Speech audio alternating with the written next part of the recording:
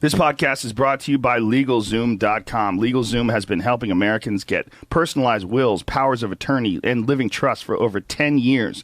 LegalZoom allows you to do a lot of legal shit. That is my words, not theirs. But legal stuff, legal things. You can do that online instead of going to a goddamn lawyer's office. You know how it works. Get in your car, drive there, wait, park, all that nonsense. Got to make an appointment, pay an exorbitant amount of money. You can avoid a lot of that shit with LegalZoom. LegalZoom can also help protect your assets with LLCs, S corporations, trademarks, real estate documents, and more. We are living in 2014, ladies and gentlemen. This is a new world. And in this new world that we're living in, you can do a lot of things online that you used to have to physically go somewhere and actually bring your body. You don't have to do that anymore. LegalZoom.com allows you to take care of all this shit from your house, naked and drunk. You can do legal things. And for special savings, be sure to enter the code word Rogan in the referral box at checkout. LegalZoom was developed by top attorneys to provide self-help services at your specific directions, but they are not a law firm. What they can do, though, if you panic, they can provide you with a third-party independent attorney which can help you out. But most likely, if you're not completely stupid as fuck, you will be able to use LegalZoom and you will be able to take care of a lot of shit that you would ordinarily have to go to a law firm and deal with. Plus, LegalZoom has got an A+ from the Better Business Bureau, which is fantastic, beautiful, lovely. We love them. They love you. So use them, LegalZoom.com, and use the code word Rogan at the referral box at checkout for more savings. That's LegalZoom.com. I don't know why I'm talking like this. We're also brought to you by Ting. If you go to Rogan.ting.com, Ting will show you what the fuck is up and how much money you can save. 98% of people would save money with Ting, and it's because they do mobile differently. They use the Sprint backbone, and they do it with their own rules. What that means is no contracts, no early termination fees, no bundled charges, ride-along charges, overage charges. You pay for what you use at Ting. So it's not like one of those deals where you pay for 100 minutes a month, but if you only use 50, you get shafted on the extra 50 minutes. No, you pay for what you use. It is a original approach to billing people for cell phones, and I think it's going to be the way that people do it from now on. I think it's the way it should have been done from the beginning. It's ridiculous. Like, why do you have to pay for a certain amount of minutes, and if you go over, it costs more? It's dumb. You should just pay for what you use. If you did that, you would save money. My bill this month is like $24. The average bill, $21. The average monthly bill per device per customer with Ting. We use Ting for the Joe Rogan Experience podcast. It is our official cell phone provider. If someone calls for the fucking podcast, they use a goddamn Ting phone. How about that? I pick it up. I go, what, bitch? That's with Ting. $440 is the average annual savings per device for a business with between 11 and 20 employees. Pretty sweet, right? Yes. Yes. You can do it, ladies and gentlemen. You can do it. Plus, if you're stuck in a contract, they can help. They will give you 25% of your early termination fee back, up to $75. Ting is the shit. And they have awesome phones. All the greatest and latest Android cell phones, including what I have, which is the Samsung Galaxy S5. They also have the HTC phones, and they even have some older phones if you are of the frugal sort and you want to save some money. Go to Rogan.ting.com and you can save $25 off of any of their devices.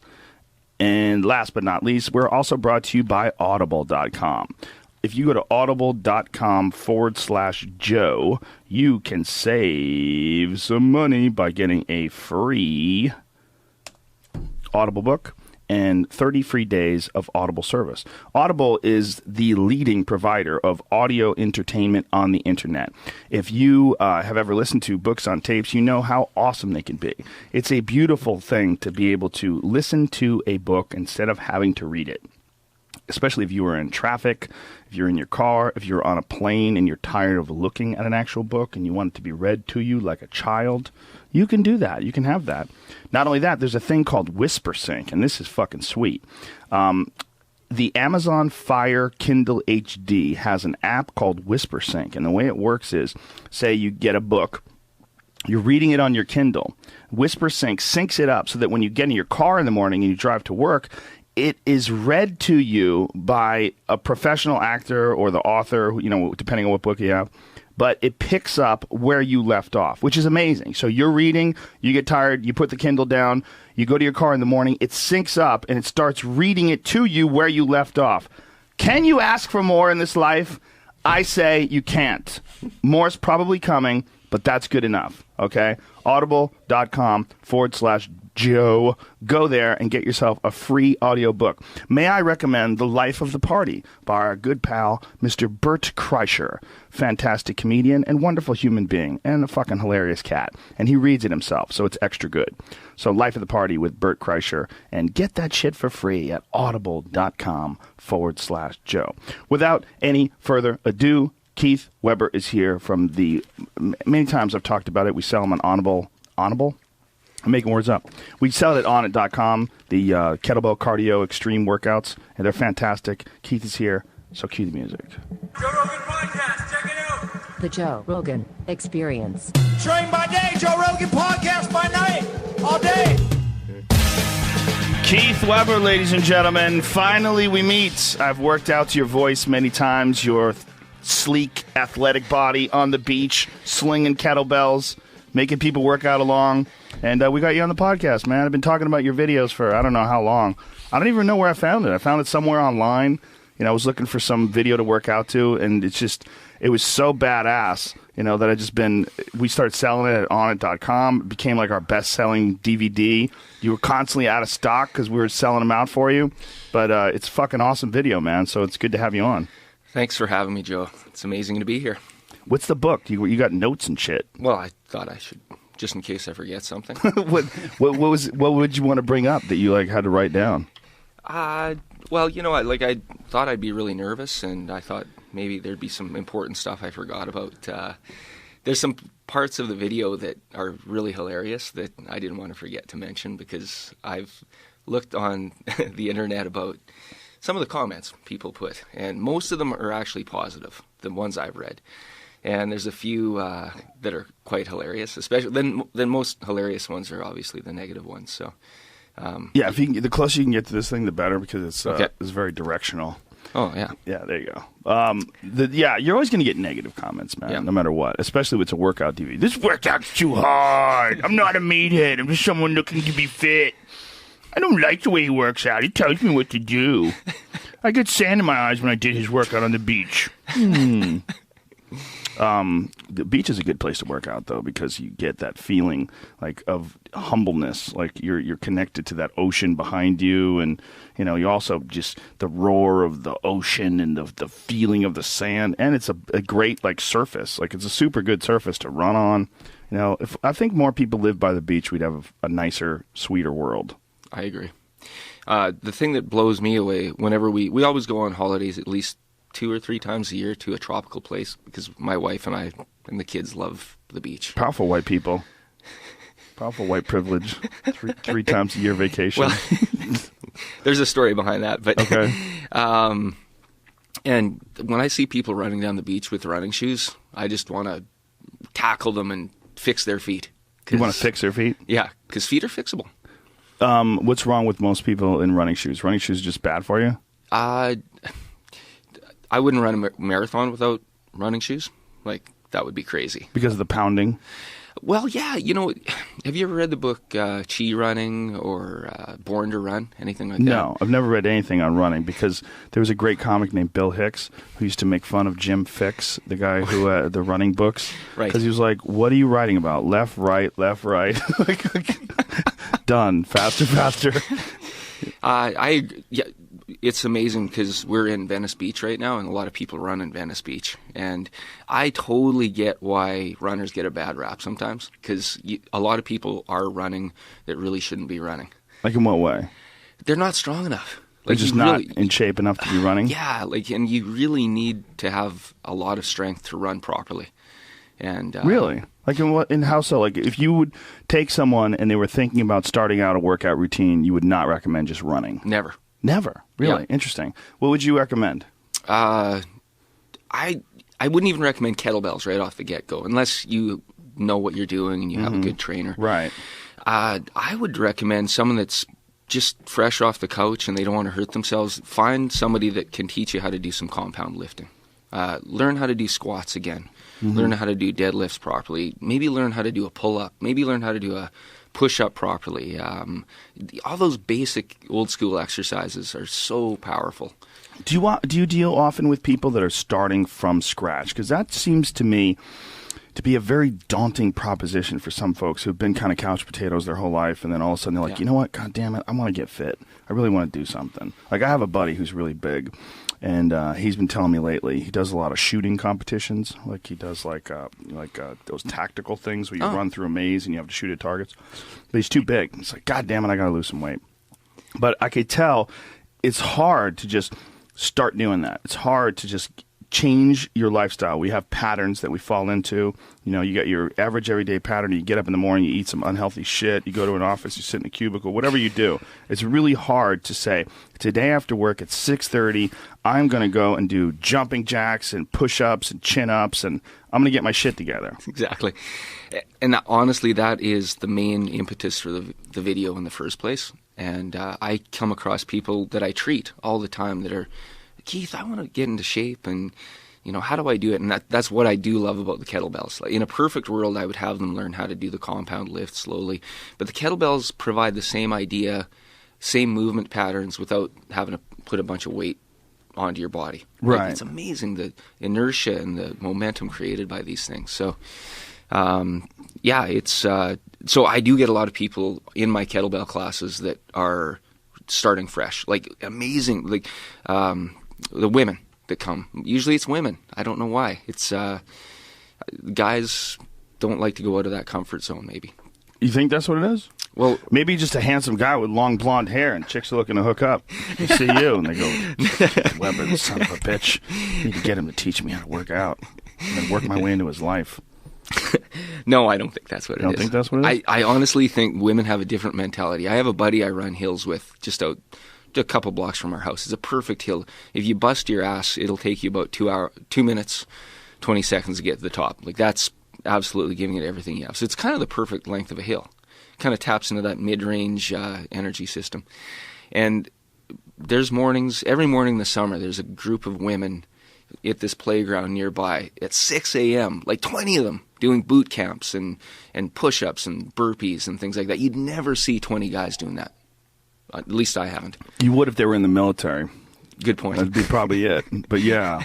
Like, just on their own will and desire to be in good shape, most guys, unless they're professional athletes, if they're just the average guy that wants to look good and, you know, be like that guy in the fitness magazine, they don't like being in public, almost, I think. Oh, I see what you're saying. Like, women don't mind working out at a park, like getting all together and they love that. Yeah. Well, it's more. I think they're a bit more social than us. A little more social. So, goes back to the hunter-gatherer thing or something, right? Maybe. Doesn't it? It probably Gatherers, does. they sat around and talked while the hunters are out being really quiet, sneaking up on shit. I've heard that, but I don't know if it's true. But yeah, they talk a little bit about that in the book Born to Run. Yeah. Even as a non-runner, I recommend that book to everybody because it will make you want to try running. And running on the beach should be done barefoot? I believe so. Yeah. Yeah. That's the way we're all supposed to run anyway, right? We're not supposed to run the way most people think because of those running shoes that you're supposed to go heel first. Right. Because they've sort of changed people's gaits with these shoes with this big fat pad near the heel, which is really unnatural, correct? Like, the way the foot is designed, you're supposed to land on the ball of the foot, and the foot is actually supposed to act as a bit of a shock absorber to slowly decelerate your weight, and that is how a natural gait is supposed to be performed when you're running, right? Yeah, and there have been studies done where they've taken people and they've blindfolded them and looked at their gait patterns, and then they've put these big runners on, and they have a very similar gait pattern. It's almost like you take away that sensory ability of all those thousands of nerve endings in the bottom of the foot to actually feel what's going on. So your body subconsciously puts the brakes on and makes you heel strike. Yeah, it's the heel strike thing really didn't happen until what was like the 1970s or something like that when they came out with those running shoes. Isn't it amazing that they virtually changed the entire country or really all over the world, the gait of people when they run by putting a big fat pad on the heel.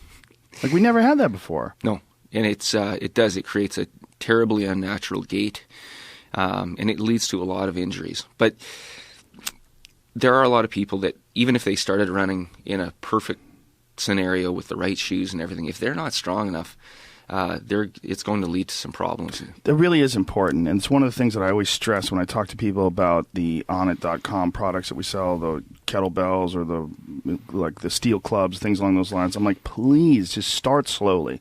Men don't want to pick up an 18-pound kettlebell. They're like, bye, fucking bitch, I can work out with more. But your video with a 35-pound kettlebell kicks my ass. Just 35 pounds. You would think that's not that big. It's like a 4-year-old.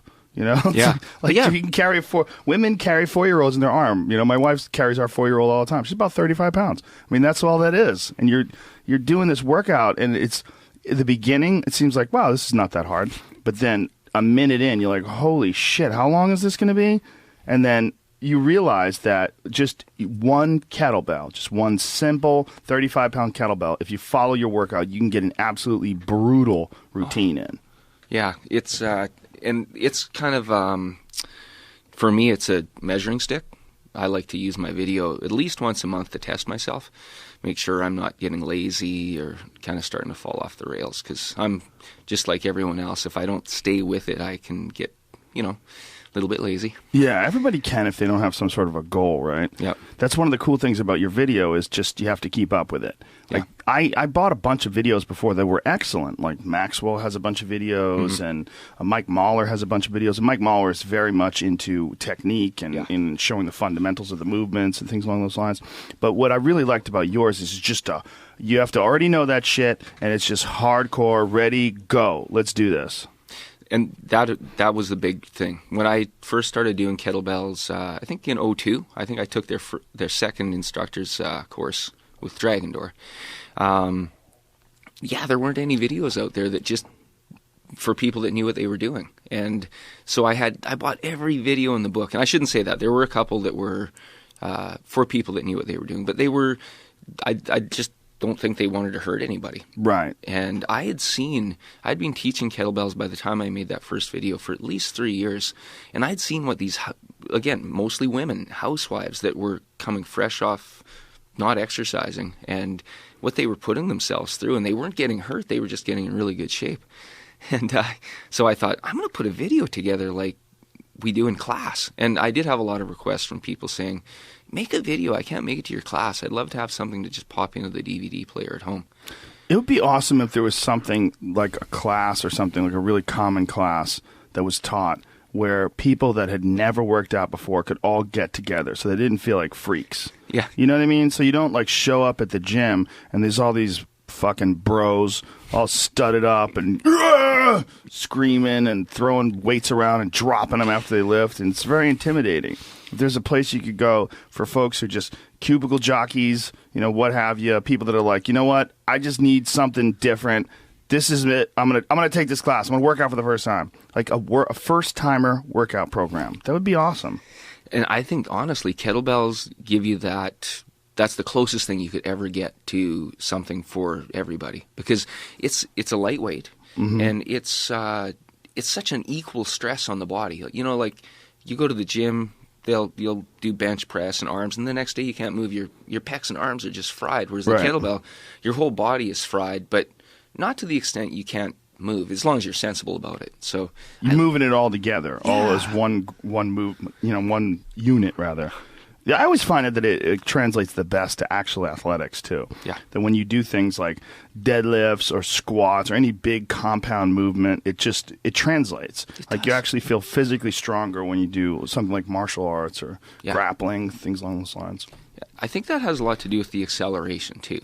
Like that's the goal. It's like exercise. I love the thrust. It's an exercise I love to hate. It's because you have to develop a lot of acceleration to get that kettlebell over your head, especially when you're getting tired. That's why I like to put the thrusters after you've kind of done a couple exercises to fry the legs and shoulders. I think the Man Maker, I think it starts out with a thruster, but a lot of the other chapters, kind of slide it in there when you're really fatigued, and it forces you to get that acceleration, and then that translates over to the strength. So, did you ever work one-on-one with any MMA athletes?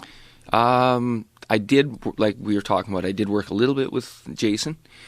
Jason McDonald. Yeah, we're talking about before the show.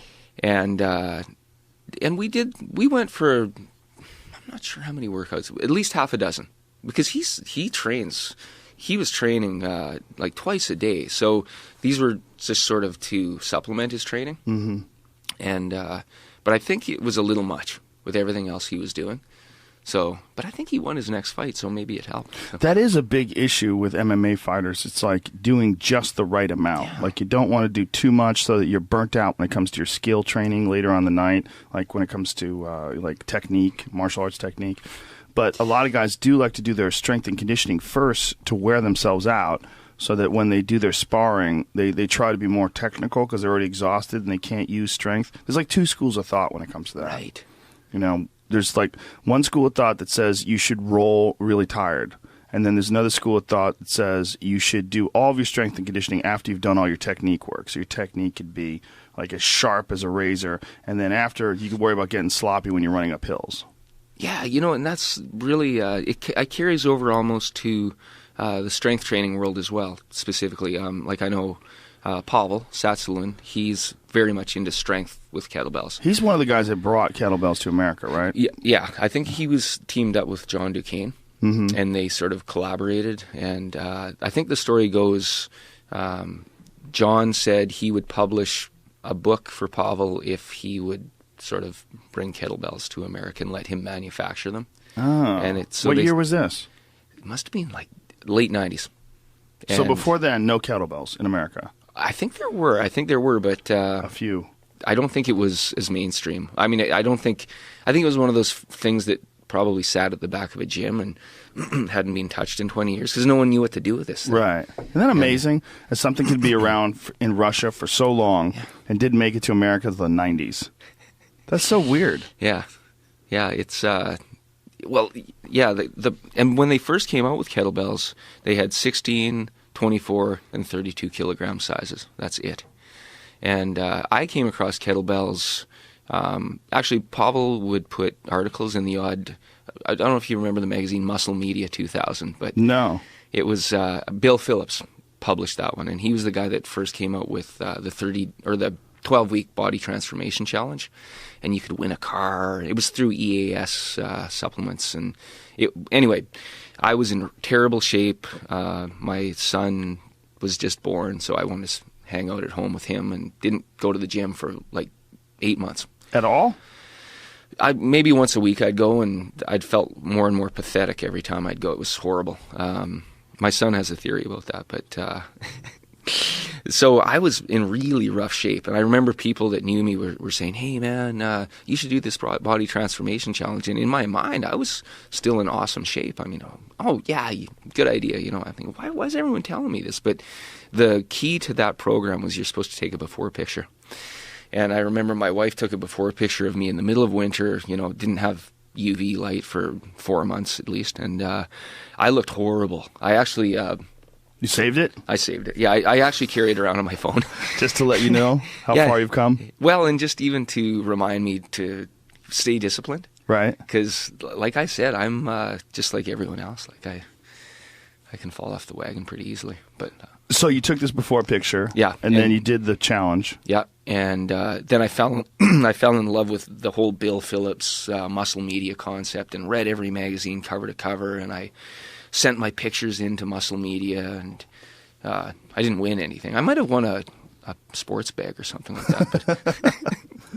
But the after pictures were quite astounding comparatively. And I will admit, I had a bit of a tan, and I maybe got a haircut. And you primped yourself up a little bit for the after picture? A little bit, but not to the point where a lot of people I knew that were doing the challenge did. Because I think that's just so not genuine. Like there was one guy, he was dehydrating himself for 3 days so he'd look more ripped. And, you know what I mean? And there's another guy that, was taking like loads of creatine so he could get pumped up a little bit more. And like that's one of the things that everybody used to love about Fedor Emelianenko, the former Pride champion and one of the greatest mixed martial artists ever, is that he was always kind of dumpy.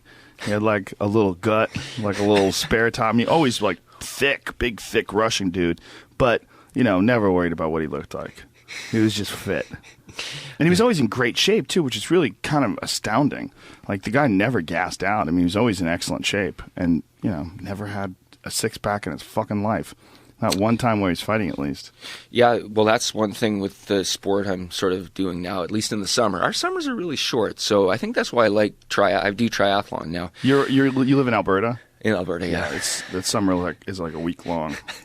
You have a very short summer. Yeah, it's and what we do get is oftentimes not so great. It's so beautiful up there, though, man. It is. Oh, God. I was up there in June. It's amazing. It's so gorgeous. So much trees and animal life and everything up there. Yeah, it's very natural. It's yeah. So anyway, you were saying your winter times.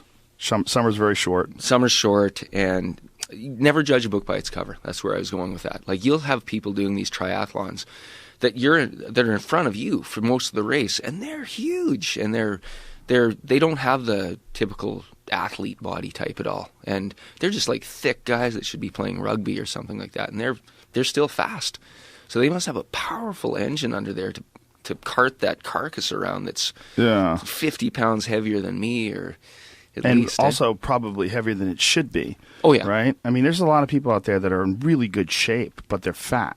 Yeah. Like I know this dude, I won't say his name, but he's a Brazilian Jiu-Jitsu black belt. He's got a big fat belly, but that fucking guy doesn't get tired, man. You roll with him. He knows how to conserve energy, and he's under that belly. He's strong as shit. Yeah. Like his core and his legs and everything. He's very physically strong, but he's just got a lot of fucking pizza in his body. Yeah, that's. I was thinking about that the other day. Why? Because people ask me a lot about what I eat. And I don't think I eat particularly crazy in terms of disciplined until I hang out with someone that I always wonder about. Like, and I won't say any names here, but there's a couple buddies I have that they do triathlons, they're working out all the time, they're doing stuff, but they got a little bit extra. Mm-hmm. And so all I need to do is go for a bike ride with them. We're going to go for a 2 or 3 hour long bike ride to find out why. And during these bike rides, these guys will consume, like, I'm not even hungry, and we're into 1 hour of the ride. I'm just starting to warm up. And these guys they've already chowed down an energy bar. They're drinking this sugary Cytomax or whatever type solution with electrolytes in it. Right. And it's just like it's like a feast. This 3 hour bike ride turns into some sort of like Christmas dinner, and they do that every time they train, and it's almost, I don't know what causes it, if it's like a human survival instinct that I'm exercising, so I got to keep pounding food in, or what? But I think it's just because they have the food. It's right there. There was some study recently about rehydrating, and they were talking about like how much more people rehydrate if they're around things that taste good. Like if you have like sugary drinks, like a Gatorade type drink, like how much more you'll drink than if it's just water. Right. Yeah. We're just gross. We're gross and slovenly. And sugars, like those simple sugars, like those are really not good for you. I mean, you can get away with eating them after you work out because your body is sort of glucose craving. But the reality of those kind of sports drinks and stuff like that, it's like they're not fucking healthy for you at all. Those are corn syrup.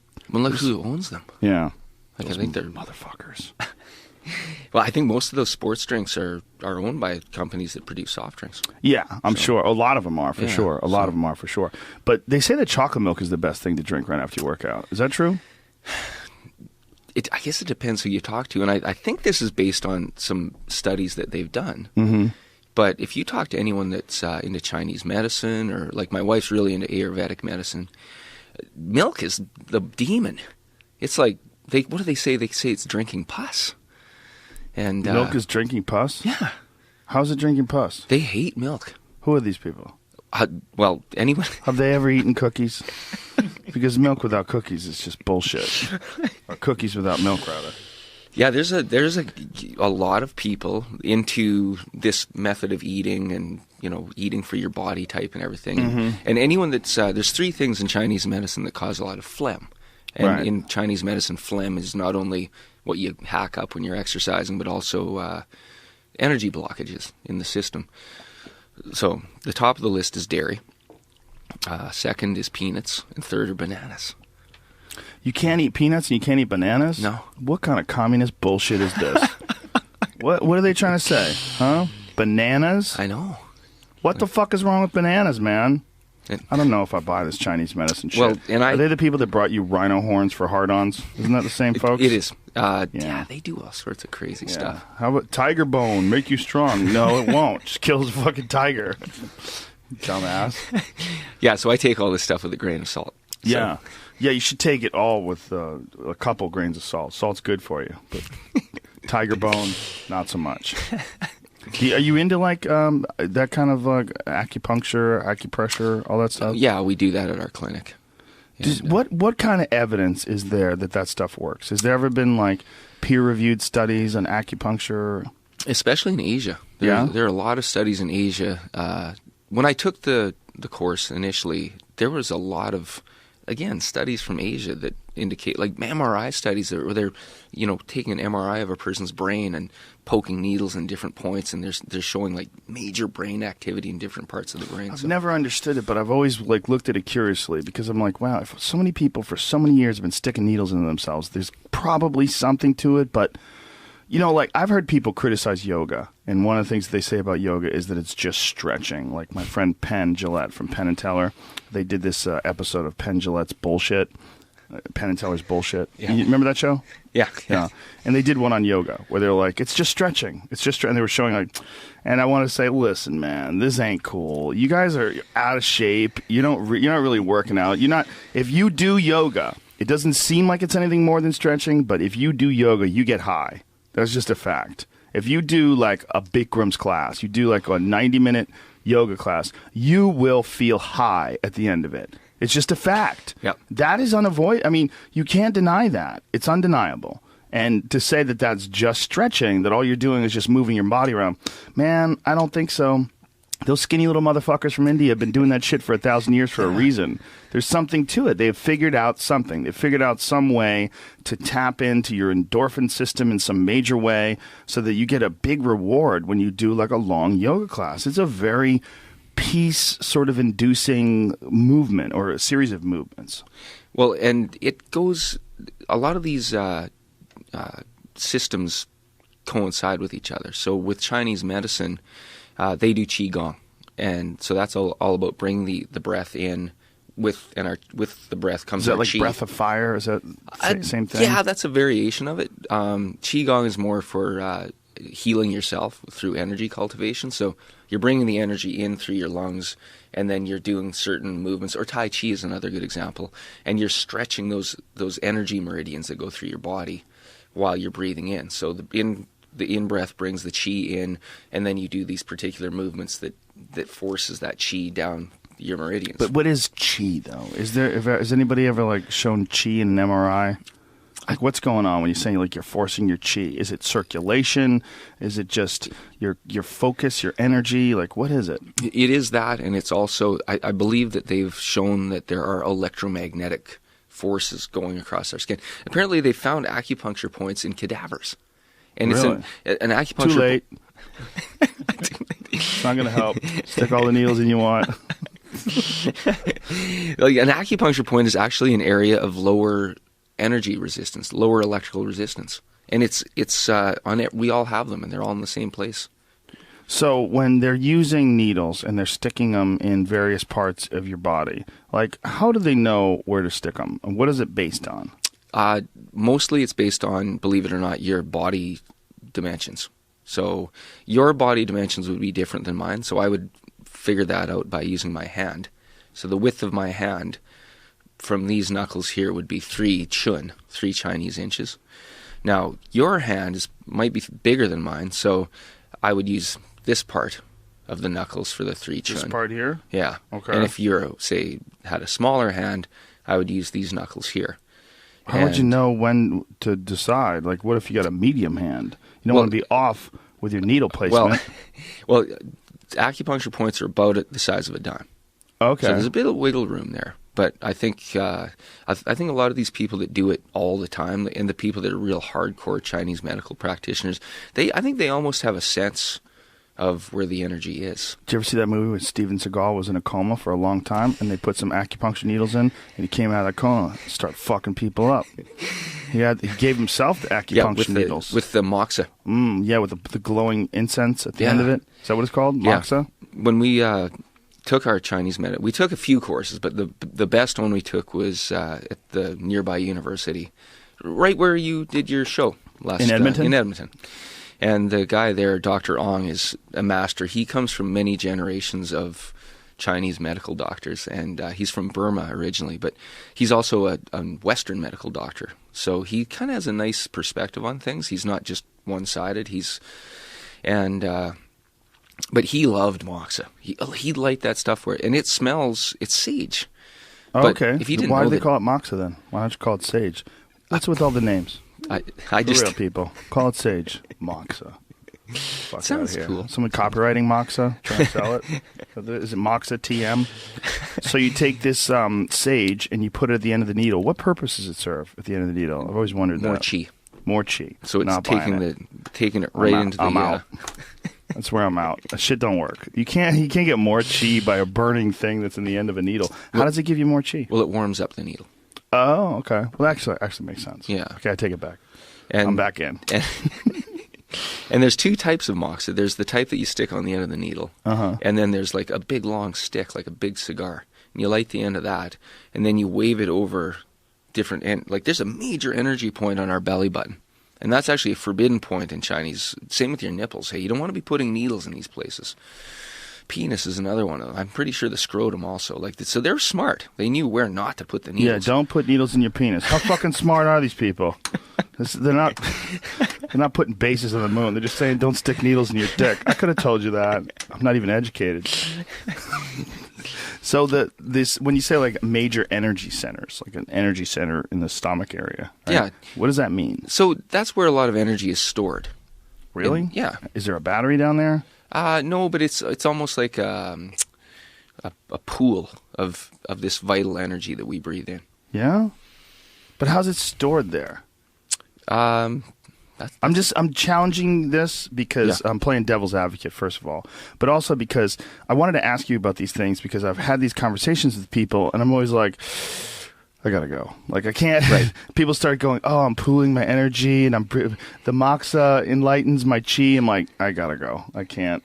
I don't have the time. So, but you're here right now. So I really want to know what the fuck is up with all this pooling of the energy, storing of the energy. Well, and it's all terminology. Right. And that brings me back to the scientific part of it. So these chakras are the same as major energy centers in Chinese medicine, which are the same as our endocrine system. So I suppose the chakra at your navel would coincide with the adrenal glands. How much of this stuff do you think is like things along the lines of acupuncture or, these types of meditation? How much of them are actually changing your state because you're just focusing on it? I mean, how much of it is not necessarily a placebo effect, but in the act of saying, okay, they're putting needles in various spots of my body. I'm putting myself in a very calm place. They're lighting the moxa. Like just getting yourself calm and accepting the fact that you're in treatment at that moment, which is very different than you would be normally. Like, say if you have like a backache or something like that. If you have a backache, you're like, God, my back sucks, really been fucking with me. But do you ever like sit down and try to calm your whole body and meditate? And if you did, would that bring the same result as sticking yourself with a bunch of needles and thinking about it?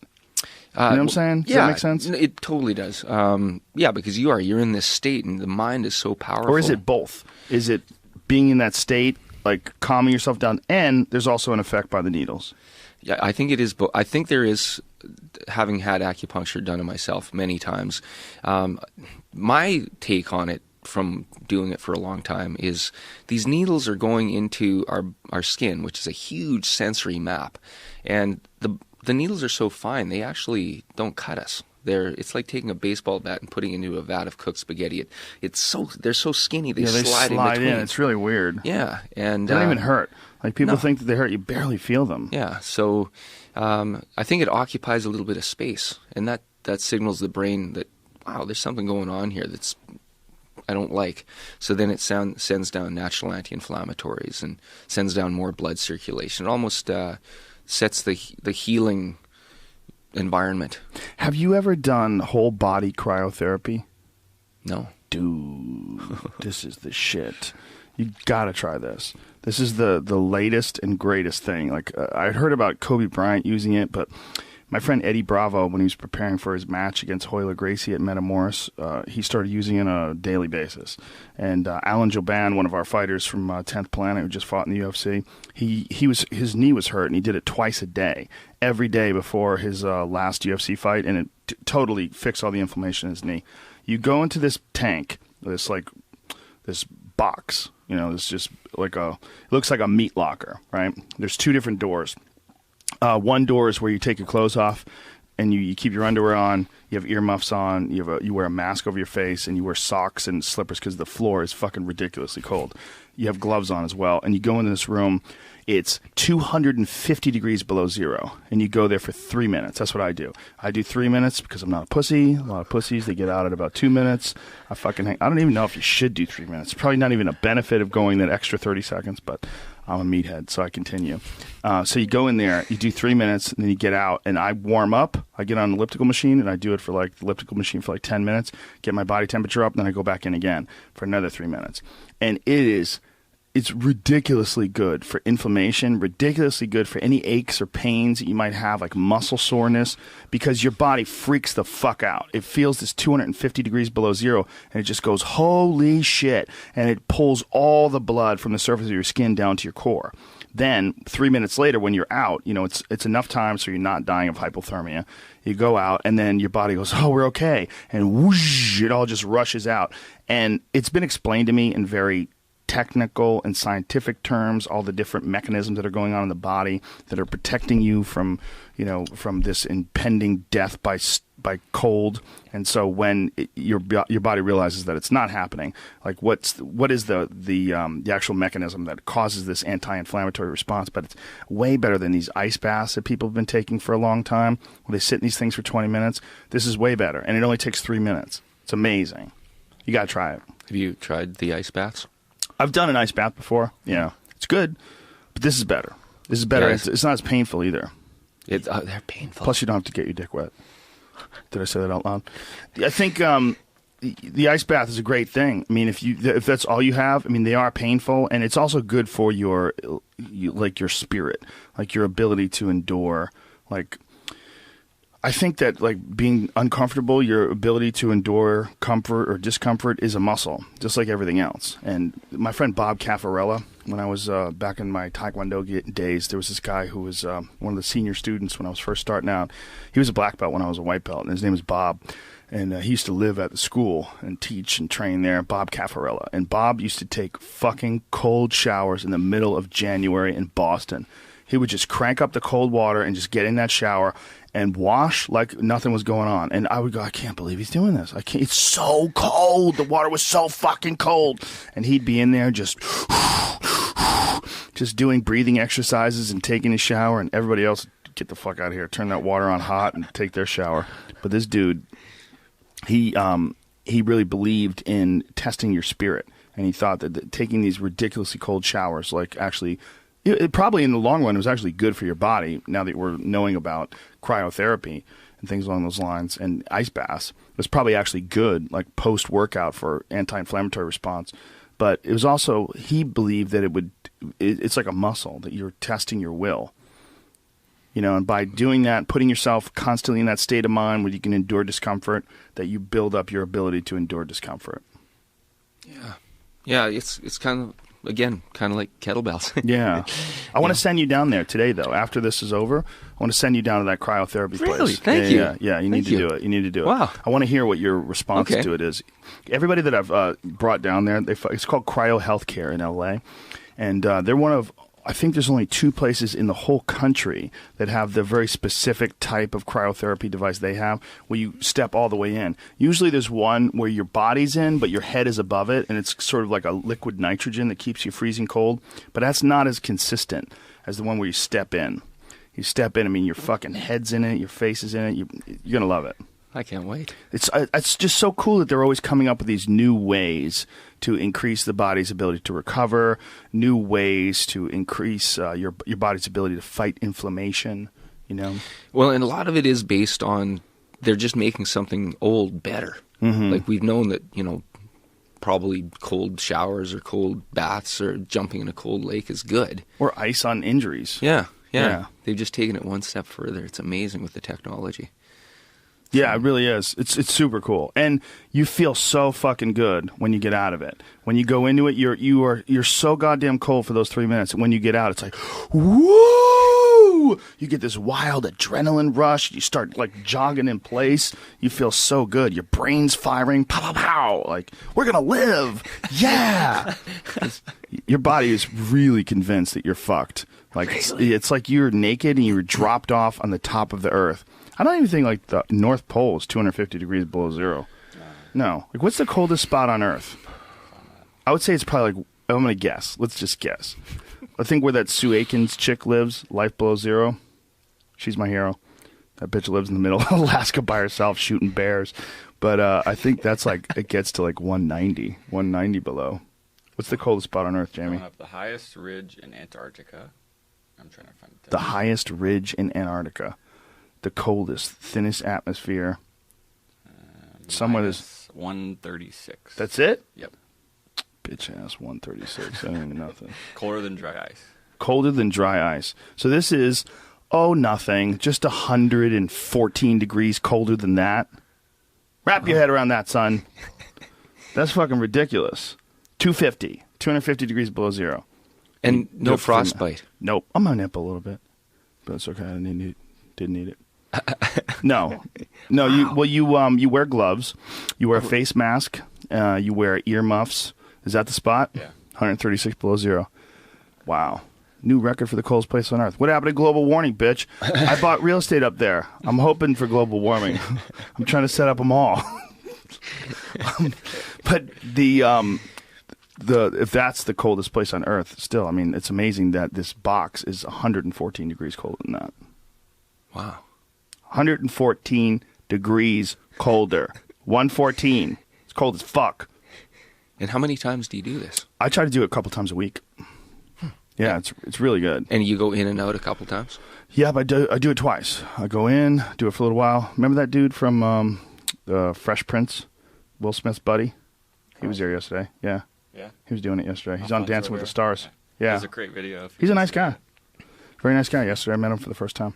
But the response of your body, like freaking out because of the cold and then warming up and then doing it again, is supposed to be really, doing it twice, is supposed to be fantastic. Sounds exciting. I can't wait. Do you do anything specifically, like post-workout? Do you have like a routine that you do post-workout to reduce inflammation or anything? Well, one of the things I do if I run, and I read this in a book and I thought it was ingenious, is just lay on my back and put my legs up against a wall. Oh, just to like let the blood flow down? Let the blood drain. That makes sense. Because, a lot of times after you run, you just sit down and have a coffee or something. Yeah, just pool, and it just pools. And then I stand all day at work. And it's hard for that blood to get back to the heart, especially when there's all that inflammation in the legs and all that heat created and all the blood just bashing down into there. So yeah, it makes a huge difference for your legs. Do you work out with a trainer, or do you concoct your own workouts and just are self-motivated? Yeah, I dream up different. Like my body is my own experiment, and sorry. That didn't come out right, but it is. It's my body, right. And I can see what it's capable of handling, and it's fun to. There's so much information out there and so many cool things to try. But I do come back to the kettlebell training as kind of, to me, that feels like the hardest weight training type conditioning exercise that I've found. And it's just so convenient. Yeah, no, I agree. I just love the fact that you can get so much out of one piece of equipment. With one 50-pound kettlebell, you can have an unbelievable ball-busting workout and your whole body be ridiculously sore and all functional strength. Like, I love Turkish get-ups. Oh, yeah. Things along those lines, because they're not glamorous exercises, but if you do them consistently, like, you feel like a difference. If you go to help a friend move a couch, like, you feel it. You feel like you can physically carry things better. Like I said, I was hunting in Alaska this week, and I had a big pack on my back, and I'm climbing up hills, and I felt great. I'm in good shape. I mean, I'm going up these ridiculously tough hills and sliding around the dirt and everything, and it's a lot of like lifting yourself up with one leg and then lifting yourself up with another leg. So it really is consistent with like the workouts that you create in your videos. Yeah, that's a good point, and it's I love the Turkish get up. So many people don't like that exercise, but because it's not glamorous. Yeah, and it is hard. You can't watch TV while you're doing it. Right. But like, I go skiing. We go skiing in the winter, and the most fun thing to do is climb up these huge trails that people make. They take their skis off and climb up to, not out of bounds, but this one hill we go to is like it's like the stair climber from hell. Hey, the oxygen's a bit thinner, and you've got this stupid ski boot on, so you can't flex your ankles, so you're just going one after the other straight up these hills. And exactly, it's just like getting up. You're used to it. It's like getting up from the Turkish get up. Yeah. Except you don't have to hold the weight above your head. Yeah, I just think that it's one of the best exercises for like translating into like using your body in everyday life. If you have to pick things up or move things, or just be strong. Like, have your body like, oh, it doesn't bother me if I have to move these boxes right now. I could pick because like Ben from Honey Honey. Yeah. We're talking to him. Our friend from band Honey Honey yesterday was talking about how they're on the road all the time, and he hurt his back from just carrying. He's like carrying their gear, just picking things up and carrying their gear, like just things along like everybody thinks of. There's a lot of like vanity and ego associated with exercise. Like if you look at the cover of all these magazines and dudes are all sleek and six-pack, you're like, fuck that douche. I don't even want to be that guy. I hate when they black them out or when they airbrush them. That's the worst. It bothers you? Yeah, it's just so fake. Fake. It's fake fuckers. Well, there's a lot of people that actually do look that way, right? But that's the thing, like, for what you were talking about, your friend that cuts weight and they dehydrate themselves before they take those photographs, that's something that most people are probably not aware of when you look at those magazines and you see someone that's unbelievably shredded and vascular and really thin-skinned. They're dehydrated and they're super unhealthy. Yeah. And they're like, you can't stay like that either. Like that state that they reach, like contest weight state, like right before they compete in bodybuilding competitions, they're like on death's door. Those fuckers are like literally ready to die. But it looks awesome. Why does it look good to be almost dying? I just think we like that look of just solid muscle and just shredded. And fucking shredded. Yeah, a little fat's good though, right? I think it is, yeah. Good for your endurance, it seems. Yeah. Because guys who are like super lean and shredded, they don't seem to have as much endurance as guys who just have just a small layer of body fat on them. Does your body actually burn fat, like if you're in a competition? Like say if you're doing something like a marathon, is your body burning fat? Or are you is it going entirely on glycogen and food and like, yeah. what is... Have you ever read the book Eat, Stop, Eat? I don't read that much. Oh, yeah, you're too busy to read. I read, but I read shit on like space and things that'll never affect me. I'll summarize it for you. Because it's the best book I've ever read on Eat, nutrition. Stop, Eat? Eat, Stop, Eat. EatStopEat.com. And I just found it, I don't know how I found it, but it's just, it's like an ebook, maybe 100 pages, and it's based on 261 research papers. Anyway, this guy, Brad Pilon, he worked in the supplement industry, and he started wondering, and it's Pilon, Pilon, and I think he started questioning the wisdom of 6 meals a day. Do we really need 6 meals a day? Does the body really, attack its own muscle tissue if you're not constantly like full? Right. And is fasting really that bad? So he looked at all these different studies on the effects of fasting, and it turns out you can not eat any calories for 16 hours before your blood sugar levels even start to be affected. You've got that much glycogen. 16 hours? 16 hours. So you think it's like mental for a lot of people?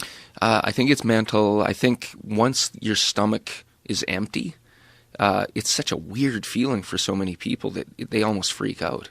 And so the premise of the book is to fast for up to 24 hours once or twice a week. Just don't eat anything. You can drink tea, you can drink coffee, nothing with calories in it. And get down to that last 8 hours of the fast, that last between 16 and 24. That's the sweet spot. That's where the magic happens. What magic?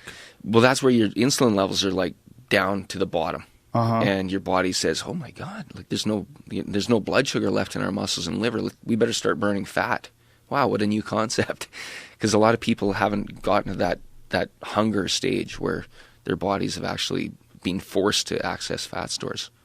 So, is this the average person has that many hours of sugar? Yeah, I think that's stored up in based their on an body? average. I know, because I've wondered that too. I'm like, it seems kind of like a cut and dried number, but So is that good for you to do that? very good. Really? Yeah, and There's a lot of controversy when it comes to that, though, isn't it? There is.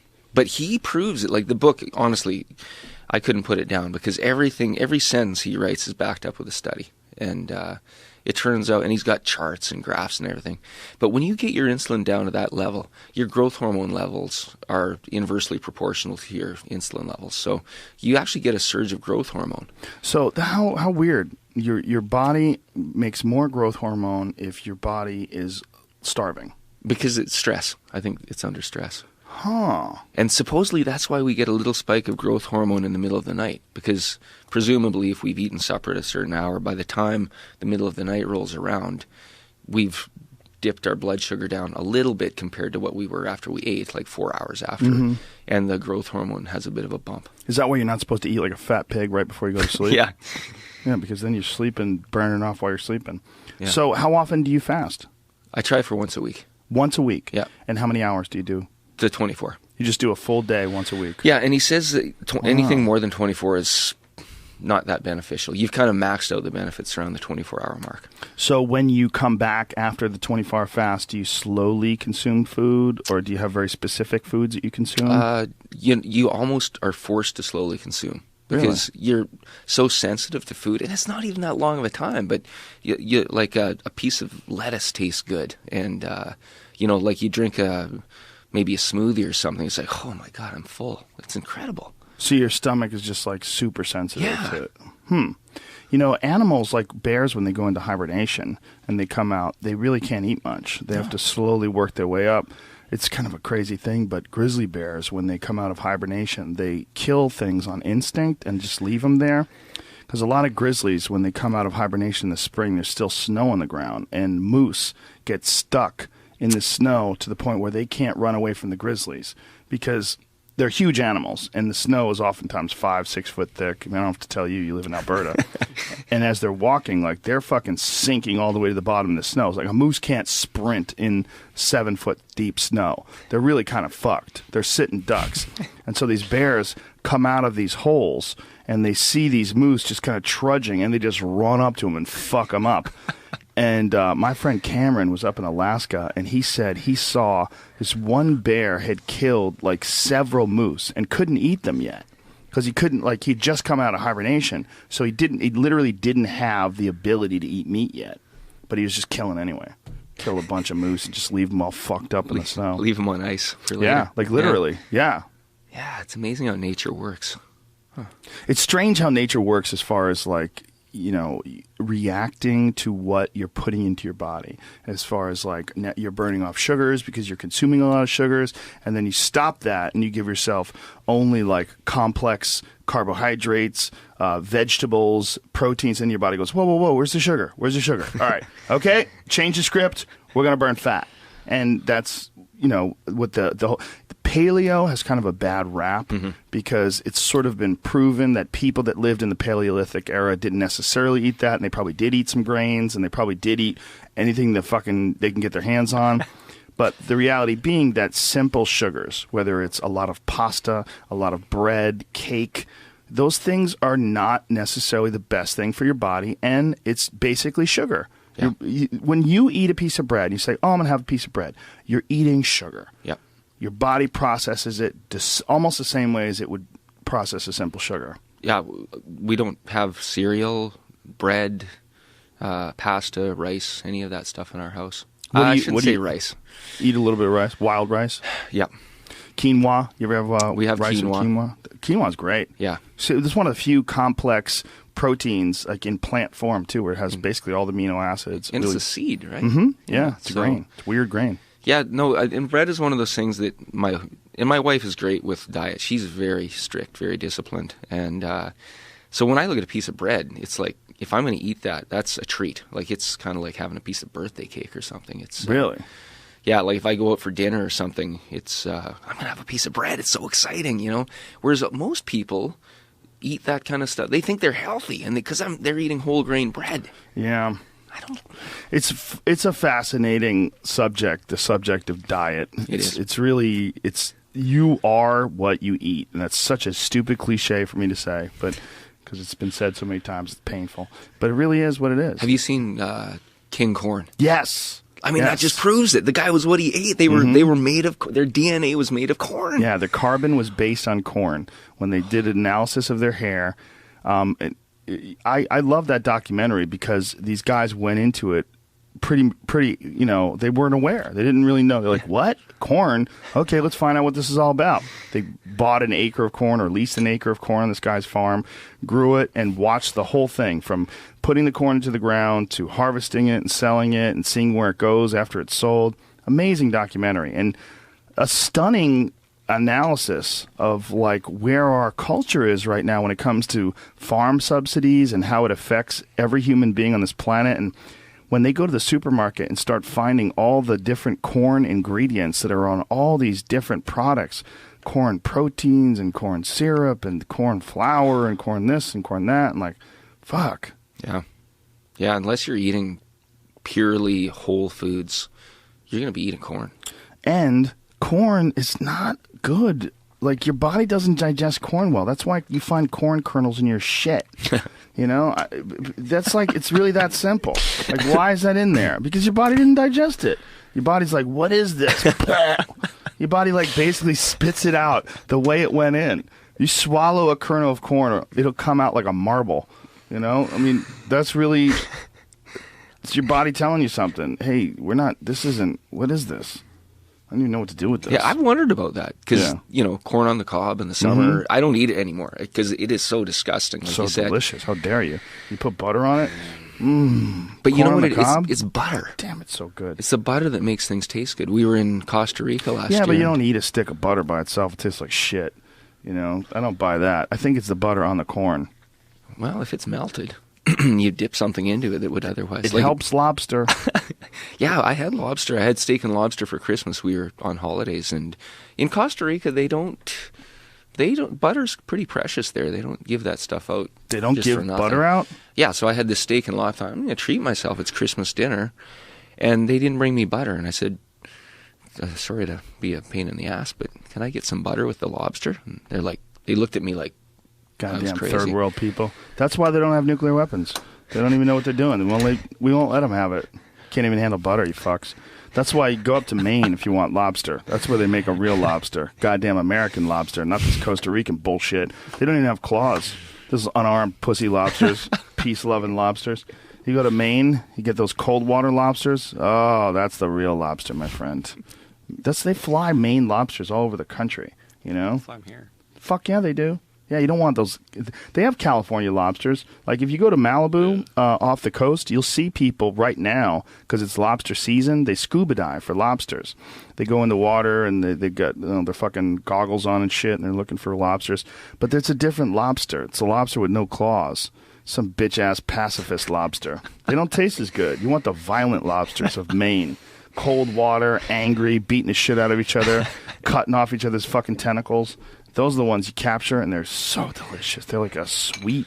Those cold water lobsters, Atlantic lobsters, are sweet with butter.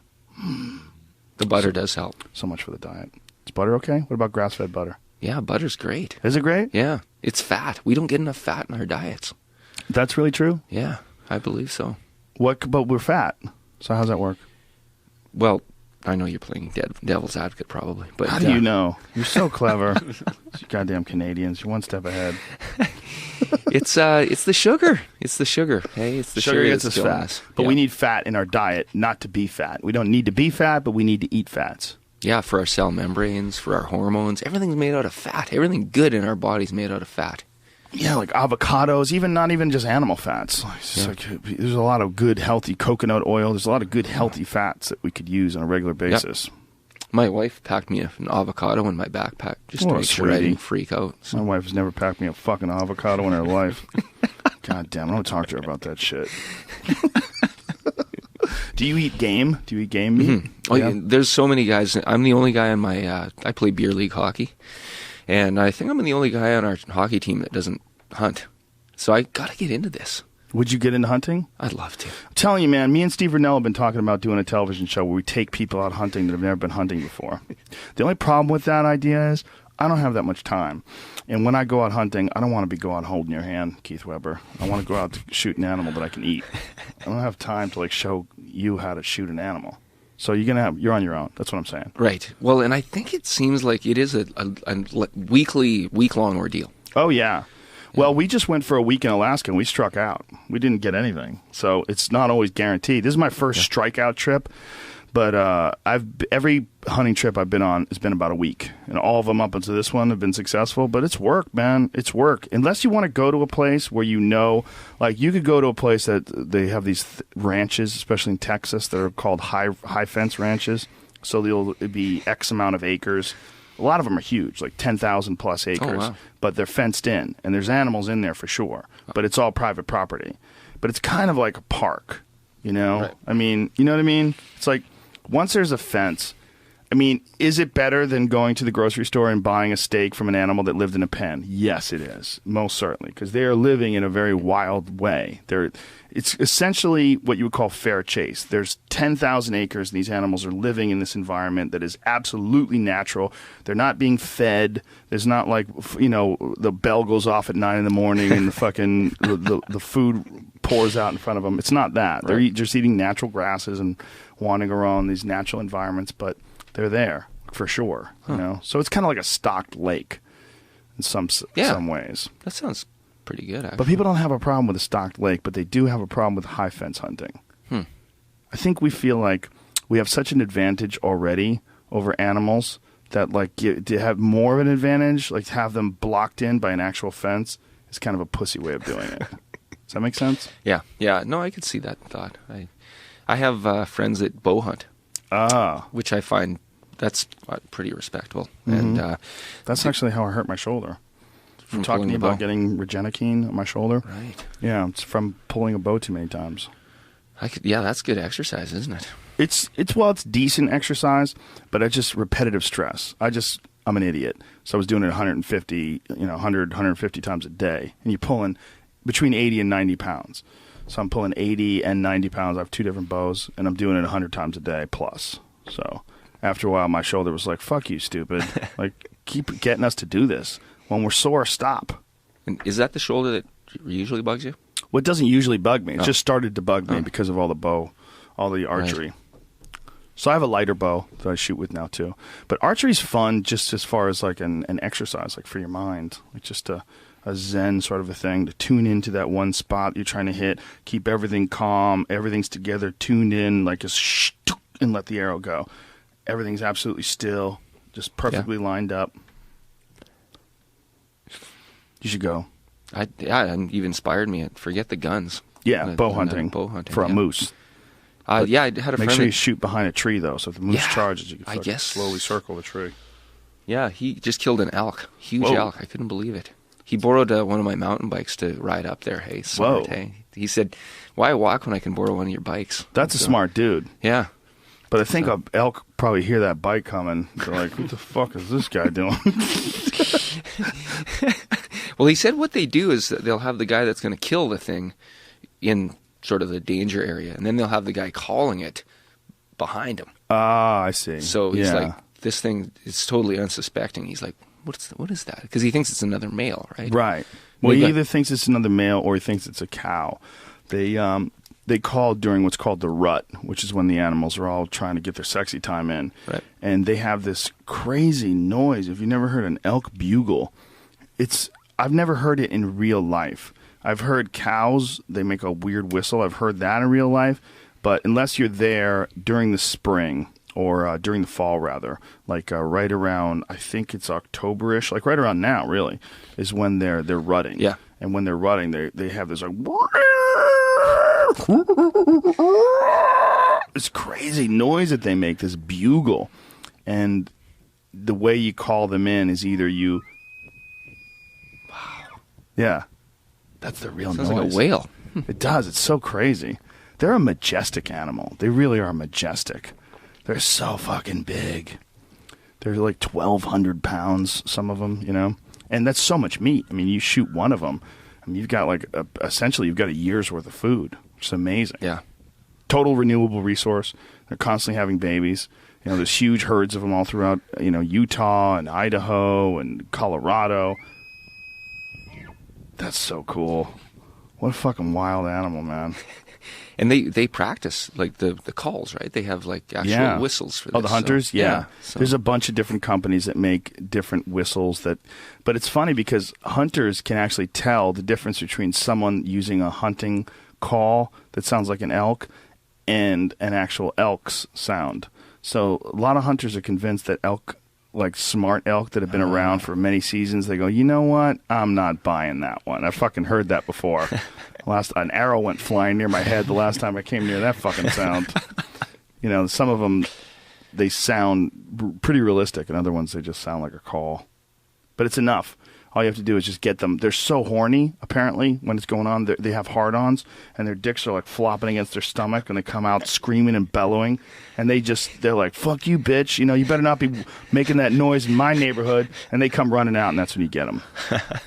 Because otherwise, like, getting close enough to shoot them with an arrow is really difficult. Their sense of smell is insane. Their hearing is insane. They're always on the lookout. And you got to get within, you know, less than 50 yards most of the time. Yeah. And don't they have smells that the hunter has a smell that he puts on himself? Oh, yeah.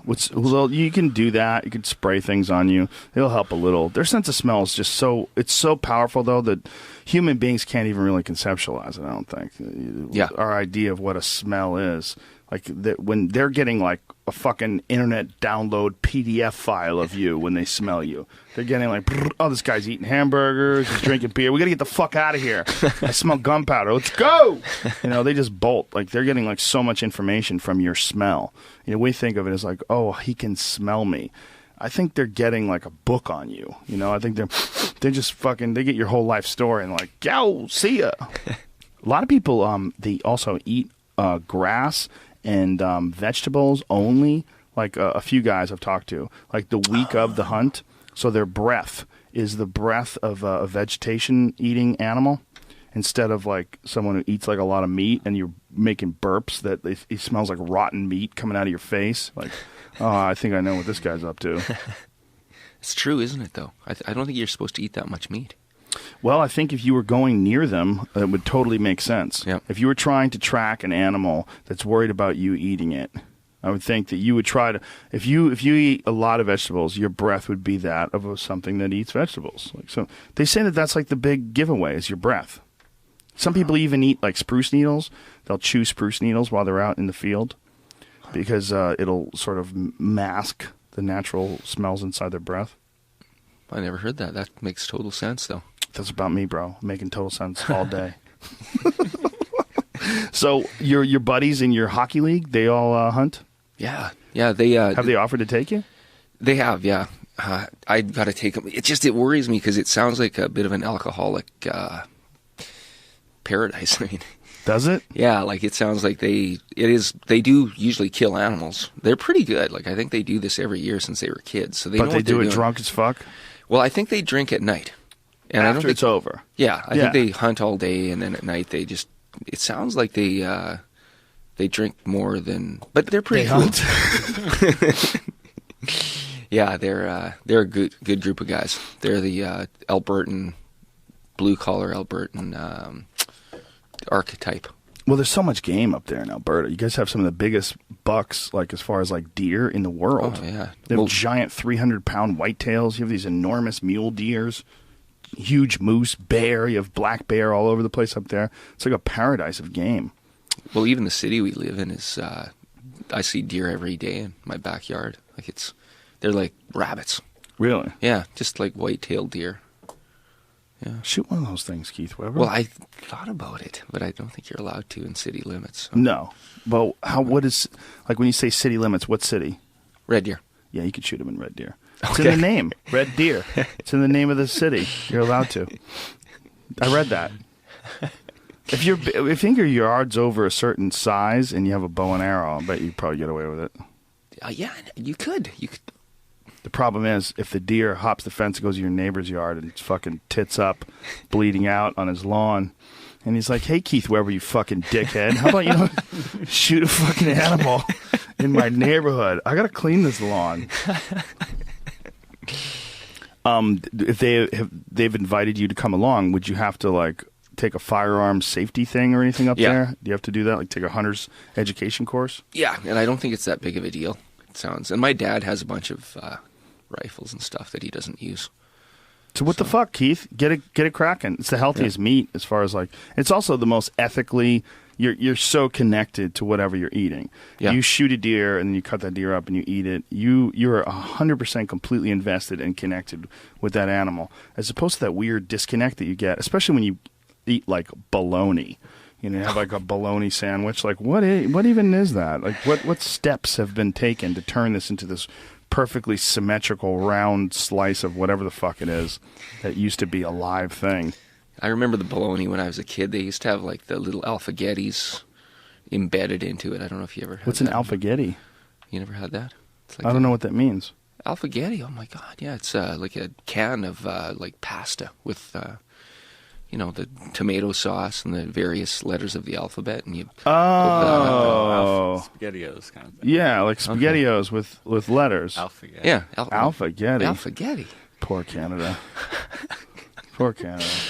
Makes me sad. No, we don't. I mean, we have something similar. What is that called? It's not SpaghettiOs. What is it? Alphabet? There's alphabet soup. I don't know. Yeah, there's alphabet soup for sure. That's like that. But yeah, I know what you're saying. Yeah. Yeah.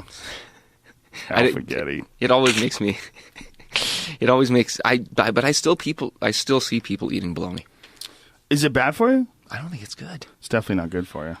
Now that's the one thing with the paleo, that they're big on bacon. Right. And I'm sure we all love bacon, but I don't think you should eat that much of it.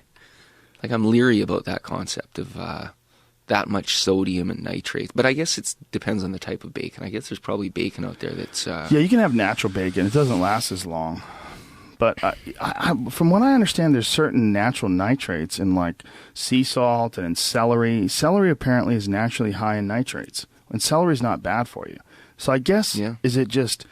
I have to fucking have Rhonda Patrick on soon. I have to ask her about nitrates. I don't understand that. Yeah. It's supposed to produce carcinogens or something like that. Allegedly? Allegedly. Isn't that what the TSA always finds on people? Nitrates? Like, if you're high in nitrates, we gotta pull you over in this room. Yeah, like if you have been on a farm, that's one of the things they say. Like if you, well, here's a funny story. When Brian first started working for me, actually I think before Brian was even working for me, he was selling a laptop. He had a laptop and he put it up for sale on the message board. And I private messaged him. I said, I need a laptop, like a second laptop for, work stuff. It was a Windows laptop. And I said, I'll buy it. So he sold me the laptop, sent it to me. And then I took it, like from the moment I got it from him, I took it on the road. And I put it in my bag, and I went through the airport, and they immediately flagged it. And they pulled me aside, and they said, your laptop is testing positive for explosives. And I went, what? What do you mean? And they were like, well, have you ever been to a farm recently? And all I could think of is that motherfucker is pranking me. He put some fucking gunpowder all over the laptop and then sold it to me. But it had, for some reason, it tested for trace amounts of nitrogen and nitrates or whatever the fuck it was. And that's what they find on explosives. Well, you can have fertilizer bombs. Like what they used at Oklahoma City apparently was a fertilizer bomb. Remember that? Yeah. The Timothy McVeigh thing? Supposedly, there's a lot of controversy and conspiracy theories regarding that incident. They believe it wasn't just that. There's other bombs planted in the building. Whatever. I don't know. But you can make a fertilizer bomb that's pretty potent. So that's what they're worried about when they test your laptop and they find that shit. Fertilizers. They're bombs. Now you know. Manure. Nitrates. Methane. Light that shit. Light your farts on fire. You could also blow up people's shit. Like in Fight Club, where they took the soap, right, or the human fat, and made soap and bombs out of that. Oh yeah, that's right, right? Yeah, that works. Do you ever see that video where that whale is a beached whale and his body's rotting and it explodes? You ever see that? Have you ever seen it? No, I've never seen it. Oh my god, it's fucking crazy. See if you can find it, Jamie. Pull up the video so Keith can watch it. Yeah, you know, your body's when this whale's body's rotting on the beach, I guess it just comes to some boiling. Were they moving it when it exploded? I think that they were trying to and they couldn't. It just took too long. And it fucking exploded. Oh, there was one where they were taking it in a truck.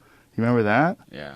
They had a beached whale and they had picked the beached whale up and they were moving it, and as they were moving it, it exploded. Literally like a bomb. Boom. There's one they blew up on purpose too, I think, because they had to get rid of the body. And they Yeah, I don't want to see that one. I want to see Natural's Own bomb. That'll happen with wildlife too. I remember Yeah. when I was a kid, we lived out in the middle of nowhere, and people would leave the animals in the ditch, and after a couple of weeks, the stomach would just expand like almost like you're blowing a bubble from bubble gum. So I remember being a kid, I could never chew bubble gum because my mom would be so disgusted because it would remind her of this big sack of a stomach ripping out of this animal's body, hey, because all the little bacteria and everything go to work once the animal dies, and it just like swells up into this big. And I vaguely remember seeing an animal with like a big pink bubble sticking out of its gut. What? Yeah, So- because if you don't gut an animal right away, like a deer or an elk or something, it'll just starts rotting. It'll rot, and then like the stomach is fairly a thinner skin, so it'll actually start to expand. That makes me sad that some people don't eat the organs of the animals that they kill. It's so wasted. I mean, ultimately, it's all going to get eaten by bacteria and other life forms anyway, and scavengers. It will all go to use if you just leave it there. It'll go to use. Yeah.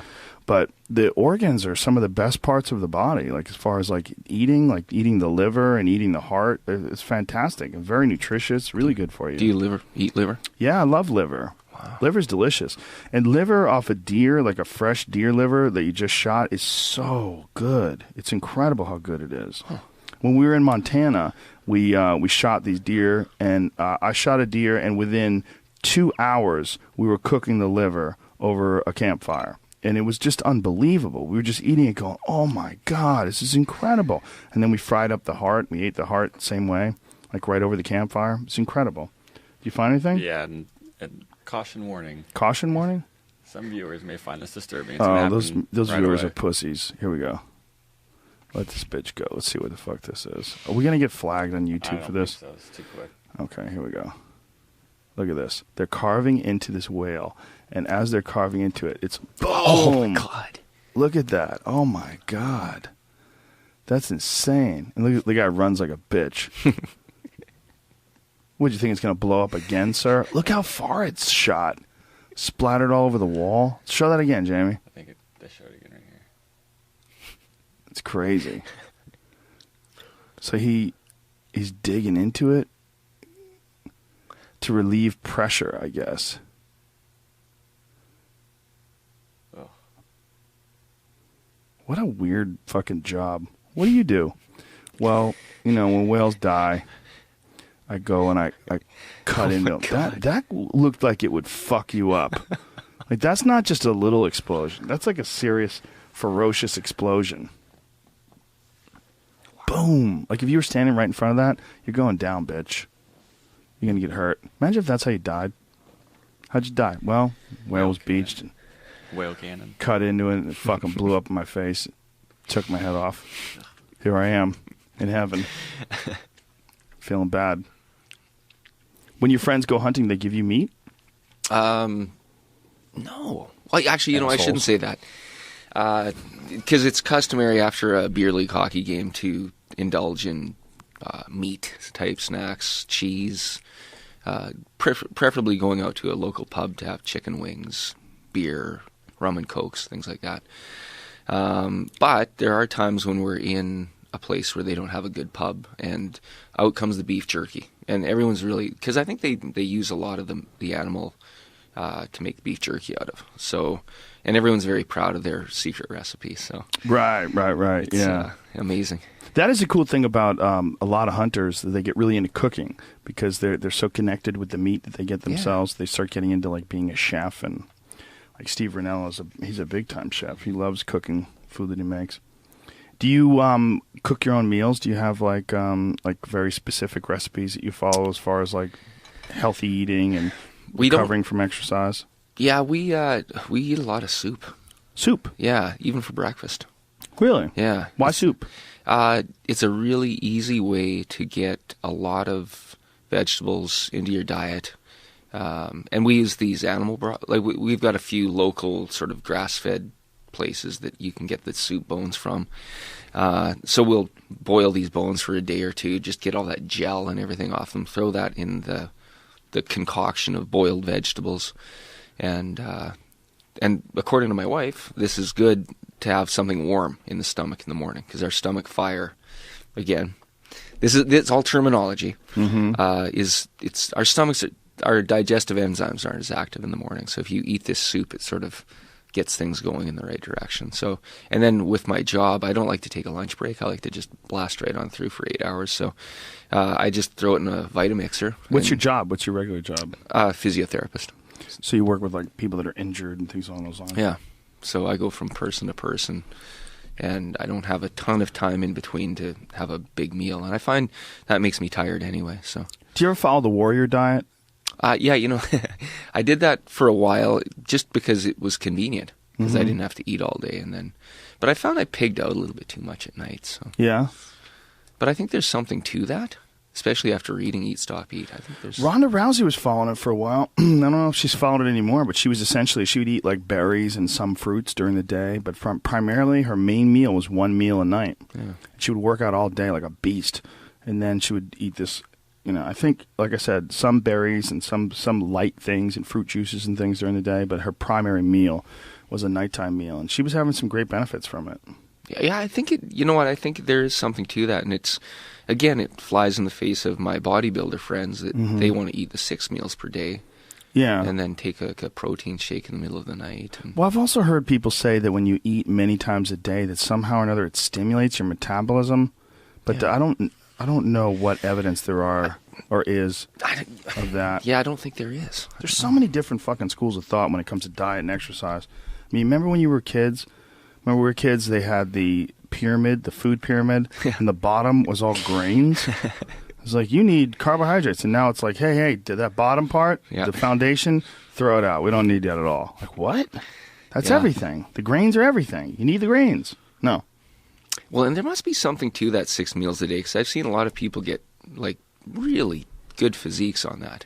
So I don't know.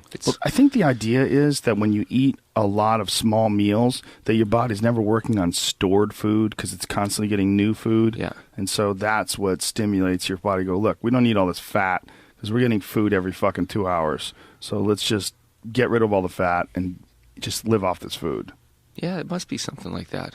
Then you get into the hormones and things like that, and it gets so complicated. No wonder people get confused. But do you do anything specifically, like exercise-wise, to try to stimulate growth hormone or testosterone? Because they say like really explosive exercise. Like Steve Maxwell is a big proponent of that, like very specific exercises that are designed to stimulate your hormonal system. Yeah, that's why I love the double kettlebells. And that's my idea for the next video. It's taken me a long time to figure out how to implement that and make it so that you could actually have a video and follow along with 2 kettlebells, and which was what we were going to experiment with, but your shoulder was sore. So bitch ass shoulder.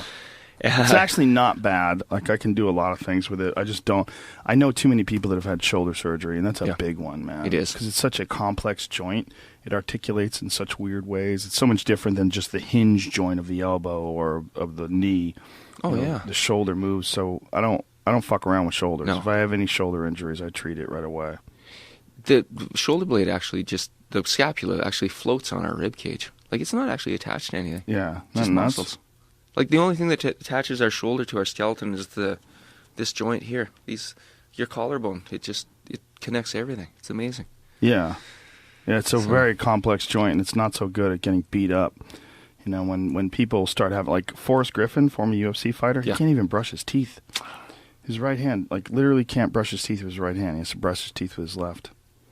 Just from fucking his shoulder up. Just from fighting through pain. Right. It's a big one. Cain Velasquez, another perfect example. UFC heavyweight champion. I mean, he's actually talked about it. He's got such a high tolerance for pain because he's so tough that he'll have an injury and he'll just work through it and then he'll wind up needing surgery because he just tears his shit apart. Yeah. Yeah, that it is. And they're just big balls of scar tissue. And I see that every day, probably to a lesser extent than these guys, but to a smaller extent, and just people that sit at a desk all day using a mouse, and the tissues actually adaptively shorten and start to calcify. So then they go and try to take up an exercise program or something, and all of a sudden they're tearing this tissue, so they're always in pain. So, what's your thoughts on deep tissue massage and rolfing and things along those lines? Yeah, I think that's what's made our clinic sort of successful. Is we're one of the few physios that's what we specialize in. Versus some places they'll use a lot of machines and fancy stuff like that, and it doesn't work as well as just grabbing onto somebody and breaking that scar tissue out of there. Especially if they know what they're doing, man. I've had people work on me that are good, and I've had people work on me that aren't so good. And the really good people, they can make a profound change in the way you feel. Like if you have like a tense back or kinked up things or like a constant reoccurring injury, you'd be amazed at how much of it is just like a bound up area that can be broken down. Another thing, a Graston, I started doing that recently, where they use metal, sort of a rolfing with like metal tools. Right. It doesn't feel good. No. But it feels great after it's done. Yeah, yeah. Well, you're getting in, and that tissue is hypersensitive, like 24/7. It's just full of lactic acid, and those nociceptors, those pain receptors, are just constantly sensitized. So, and that stuff just stays in there. It's like tartar on your teeth, unless someone gets in there and blasts that out of there for you. It's amazing though that you can do that. That a human body, you can actually change the way it feels to the person by just digging into the muscle tissue and breaking it down. Yeah. Just elbowing into it and pulling and stretching. Like I have this guy who does. He's brutal, man. I mean, it's unbelievably painful. But when it's over, everything just feels like completely relaxed. Like all these tense areas. And I gotta think that's got to be tremendous for healing. Oh yeah. And well, what's happened is the fascia has healed together. So you're dealing with muscle fibers they've healed, they're healthy, but it's that covering around them that's literally glued together, calcified together in like a fibrotic state. So if you can find somebody that works that to the point where it actually breaks apart, it feels amazing, and it'll allow you to keep training and not keep re-injuring that spot. So. Yeah, that's where rolfing actually came from. That woman who created rolfing, I believe her son had cerebral palsy, and she created it to manipulate his soft tissue to give him more range of motion, give him more a pain-free life. Yeah, it works like a charm. So when you do that stuff, how often do you do it? Like on other people? Or on yourself? How often do you have it done? I try for once every couple of weeks. That's it? Yeah. Really? Yeah. Because if you get rid of it really thoroughly, I've gone through spells where I've had sort of 2 treatments a week for a while. But once you get that crap out of there, it's gone. Like I had a job tree planting for 8 summers while I went through university. And it's a very one-sided job. You've got the shovel in your right hand, you're kicking the tree in with your right foot. You're planting literally thousands of trees a day, and you're walking up mountains with these bags of trees, and it's an intense job, but you get paid per tree. So there's a lot of incentive there to work your butt off. So why not just switch sides?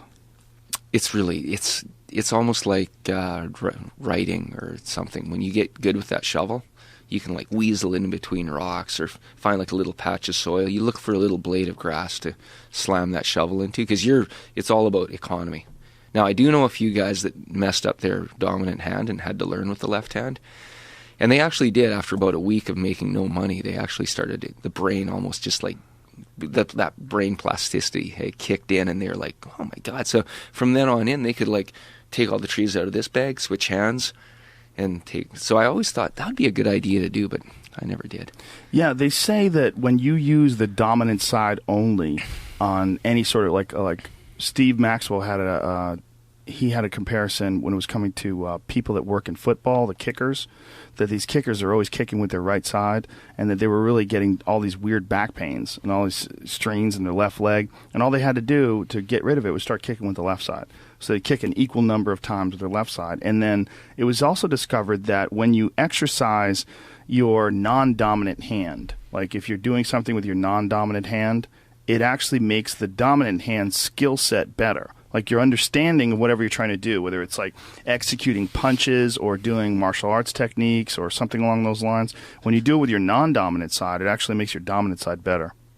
Yeah, there's even studies taking people in a cast and taking their other arm and lifting weights while this arm's in a cast. They found at the end of 4 weeks or 6 weeks or however long it takes those muscles to atrophy, they've actually lost almost no muscle mass. They didn't even move that arm. It's crazy. Even people visualizing working out with that arm while it's in a cast shows significant improvements in muscle atrophy. Really? Yeah. Visualizing exercise. Yeah.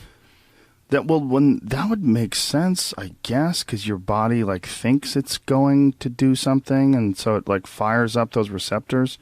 No, it doesn't make sense. Well, it's hard to believe, right? Because I think that like watching sports would make you better at sports. I get it. Probably does though a little bit. Mirror neurons. Yeah, you mirror what the athletes are doing, and you sort of, I think martial arts, like it's very important if you're in a gym to watch like the best guys, watch like the really high level guys kick and punch and do, jiu-jitsu moves, because you see what it should look like. Yep. And it gives you like a high level to aspire to. Yeah. Yeah. It's, I have a theory about, we're big on the NHL in Canada. We love hockey. I never heard that. Canadians like hockey?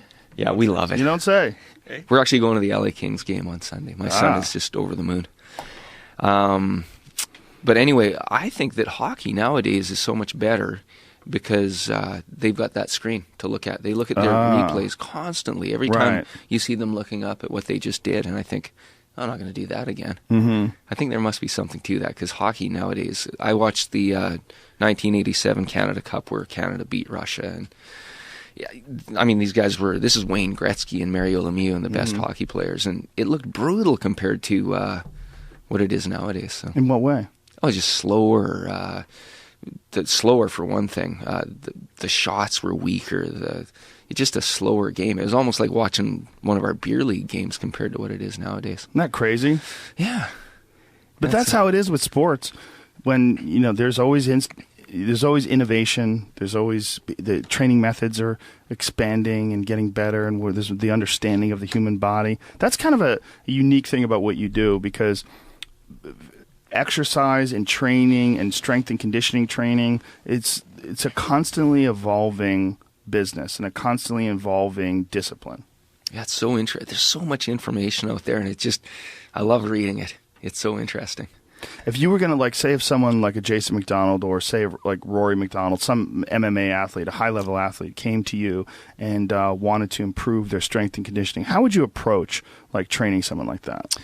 Well, I'd look at because these guys are such high-level athletes, I would look at what they're lacking, what they feel like they're lacking. Like maybe there's something in their ground game that's lacking, or maybe they want more power with their strikes, and give them just enough to enhance what they're doing, but not so much that it's causing them injury or taking away from what they're doing. Because I think overtraining is probably quite prevalent nowadays. It's very prevalent. It's also overtraining is also prevalent because there's this mindset that more is better, and that you just need to be tougher. You just need to keep pushing, and more is better. But if your body's not recovering, you're not doing any good by keeping going.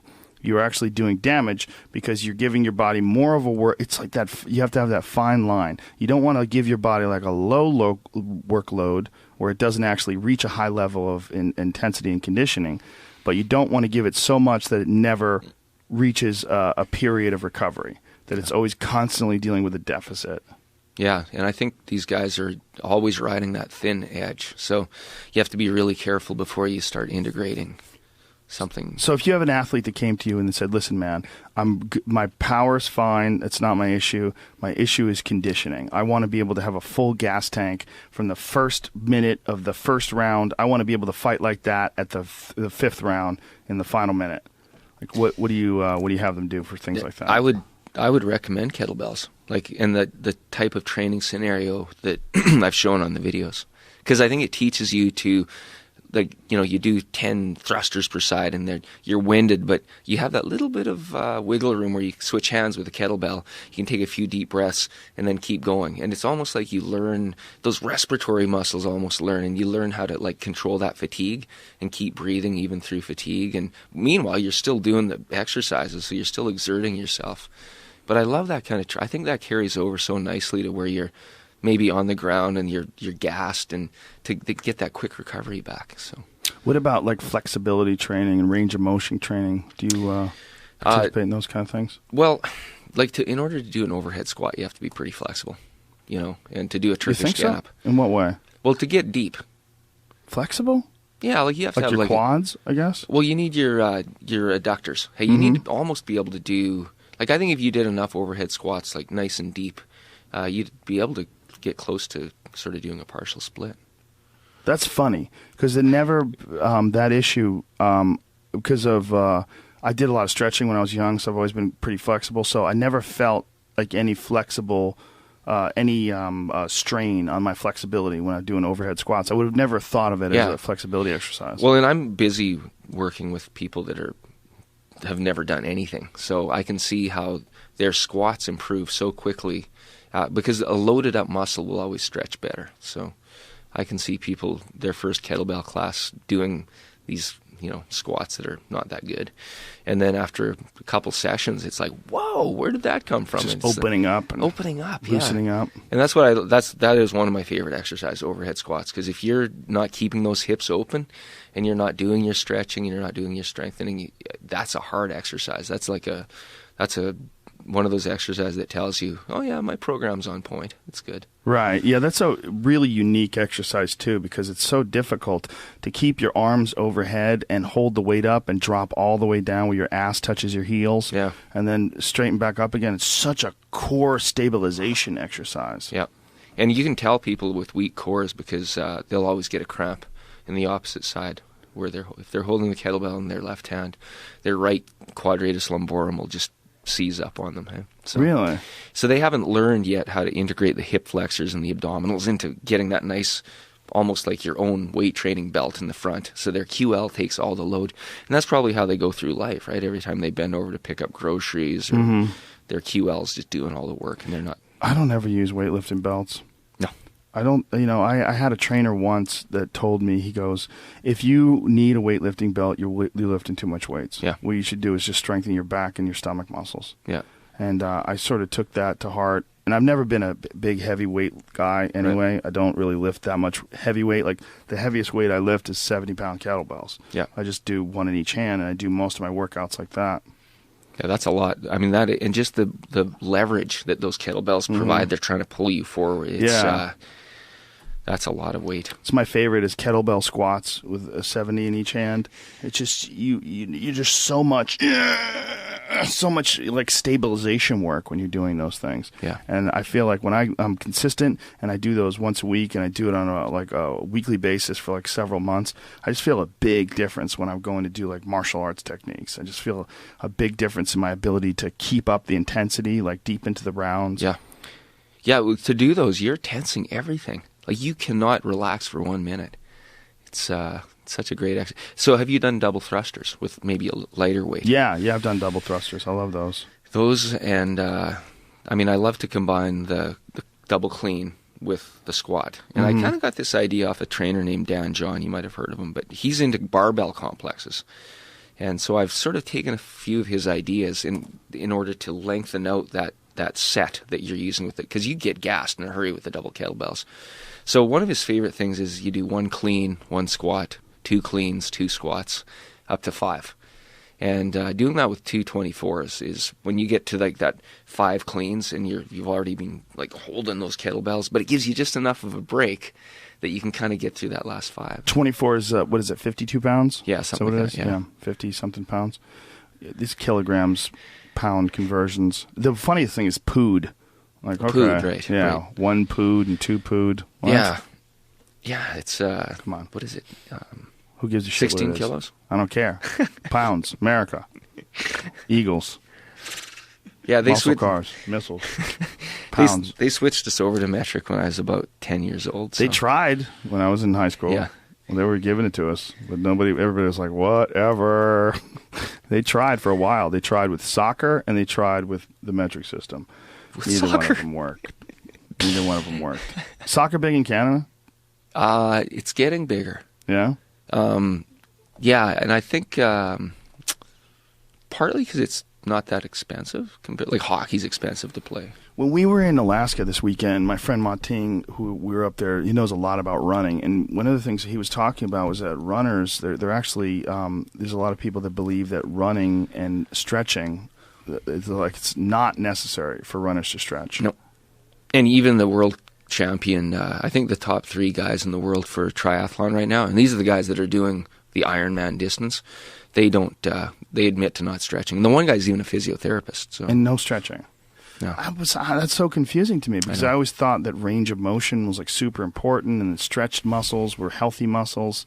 Yeah, I just took a course from Stuart McGill. I don't know if you heard of him. He's a Canadian guy, but he's actually world renowned now. And he wrote the book Low Back Disorders a few years ago. But he was the first guy. He's actually a mechanical engineer, and so what he's doing is hooking electrodes, like deep needles, into people's psoas muscles, and putting force transducers on their actual spinal bones, and doing study. And he works on animals too. And he's taking these exercises that we've given, and he's actually measuring the force that the muscles produce compared to the shearing force and the compressive force when we're doing these different exercises. And from all of his research, he's finally been sort of vindicated. Like a lot of people when he first came out, like there used to be a thing in physio where if you want your back to be strong, pull your belly button back to your backbone. Mm-hmm. That's the best thing you can do because it's going to engage the transverse abdominis. And he blew that theory out of the water. The transverse abdominis actually will co-contract when you do that Valsalva maneuver. When you're at the bottom of a squat and you come up, that transverse abdominis, it's almost like the rotator cuff will contract really hard if you make a tight fist and do that. So. Mm-hmm. Anyway, I'm getting off track. So no, please go. He blew it out of the water. How so? Well, he realized that the transverse abdominis doesn't engage by tensing up your sphincter muscles of your butt and you're pulling your belly button back. Doesn't? It doesn't. So, and I think it came. There was a study in Australia many years ago where they were doing ultrasound studies of people's psoas muscles, and they found that there was some psoas and multifidus activation when you did these specific exercises where you're pulling the belly button back towards your spine. So don't do that if you lift heavy. So what should you do? Just tighten up everything and keep a good posture? Yeah, tighten everything up. Like they call it breathing against the shield. Like that. Yeah. But so don't suck in. Don't suck in. That's sucking in. Isn't it weird though when things like become common practice, then it turns out they were horse shit, and then everybody sort of abandons them? Yeah, and but a lot of these things they kind of prove if you have done some lifting what you kind of knew. Like it just feels unnatural, I think, to pull your belly button back to your spine. If I'm doing yoga, it feels right. But if I'm lifting a heavy weight, I want to tense up and get everything tight. So. Right, if you're doing yoga and you're doing those crazy breath things, like, have you ever seen Hicks and Gracie's Choke? You ever seen that documentary? No. No? How dare you? You need to get that documentary right now. He does these crazy breathing exercises where, he's like sucking his stomach in like all the way and moving it around like back and forth. You ever seen anybody do that? Yeah, I guess like you can cure constipation with that kind of thing. Really? Or X-Lax, a cup of coffee. You need to get crazy. Yeah, but I guess they can have a better actually diet. You fucking. But yeah, I guess they can actually, manipulate the waste products through the large intestine using their own abdominal muscles. Kind of makes sense. You're pushing everything around. Yep. It kind of seems like it would aid in the digestion. Some people have this idea that you should eat like smoothies in the morning because smoothies, like vegetable smoothies especially, they sort of lube up the pathway, and then everything coming afterwards will have an easy ride through the through the body's digestive system. That sounds feasible. Yeah. So why doesn't stretching, getting back to that? Oh, yeah. Sorry. So he's all about the concept of super stiffness. And I think it's a term he might have coined. But with athletes, he's all about having the core stiff so that, and I don't mean stiff where you can't pick up your wallet or something, but stiff to the point where it's always sort of all these abdominal and postural muscles are on high alert, so that when you do throw a punch or something, they kick in all at once. Mm-hmm. And he claims that from his studies, excessive stretching of the core and the hips and the shoulders, that you lose that nice tightness. You lose that nice normal sort of resiliency between the core and the extremities. That's interesting, but the only thing that I would take issue with is that I think that a lot of power comes from the range of motion and the flexibility, like especially when it comes to kicking. Yeah. Like that's all like whipping the body around. Like there's a lot of power involved in having a long range of motion. Well, his thing is your core should be stiff, but if you are in a kicking sport, you need to have the hips. The hips need to be... But your core is a big part. If your core is stiff, it seems like the more back flexibility that you have, the more you can execute things with less resistance. Yeah, I think he's all about having that. It's like a natural weight belt around your hips. And but what sport does he engage in? Well, I think he has worked. He did say he has worked with some mixed martial artists. So. I wonder what would happen if you worked with a mixed martial artist that was like a kicking specialist, like a Machida or an Anderson Silva or something like that. Like, wonder if they would change their tune if they saw like how much flexibility is necessary to pull off certain things, like wheel kicks, right? You know, things along those lines where your whole body is like moving in a very anything that where you're resisting and there's like tension and yeah. You know. Well, and I think there is. I guess maybe he's advocating not excessive flexibility in the trunk.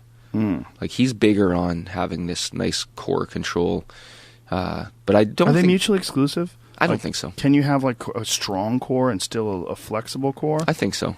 Yeah, I think he just doesn't like excessive stretching. It seems to me that there's different requirements that different sports have. Like what you would need to be a very good shot putter, you need a completely different set of physiological skills or strengths to be, you know, a jiu-jitsu player or, you know, a judo person or a karate master or whatever the fuck it is. It's like it's almost like the people who are training you have to be skilled in those areas.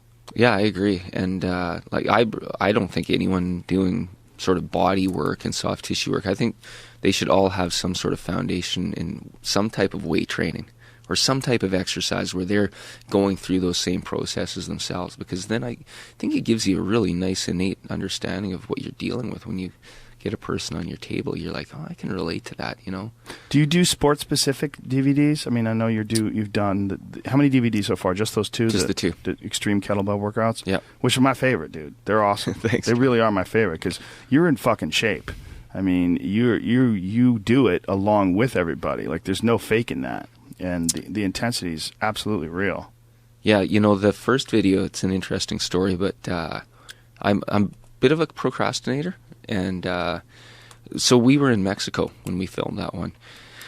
And we actually, I had to walk forever to find a part of the beach where there's not a ton of people around. And so I had my backpack on. And just to get the kettlebell to Mexico was hard.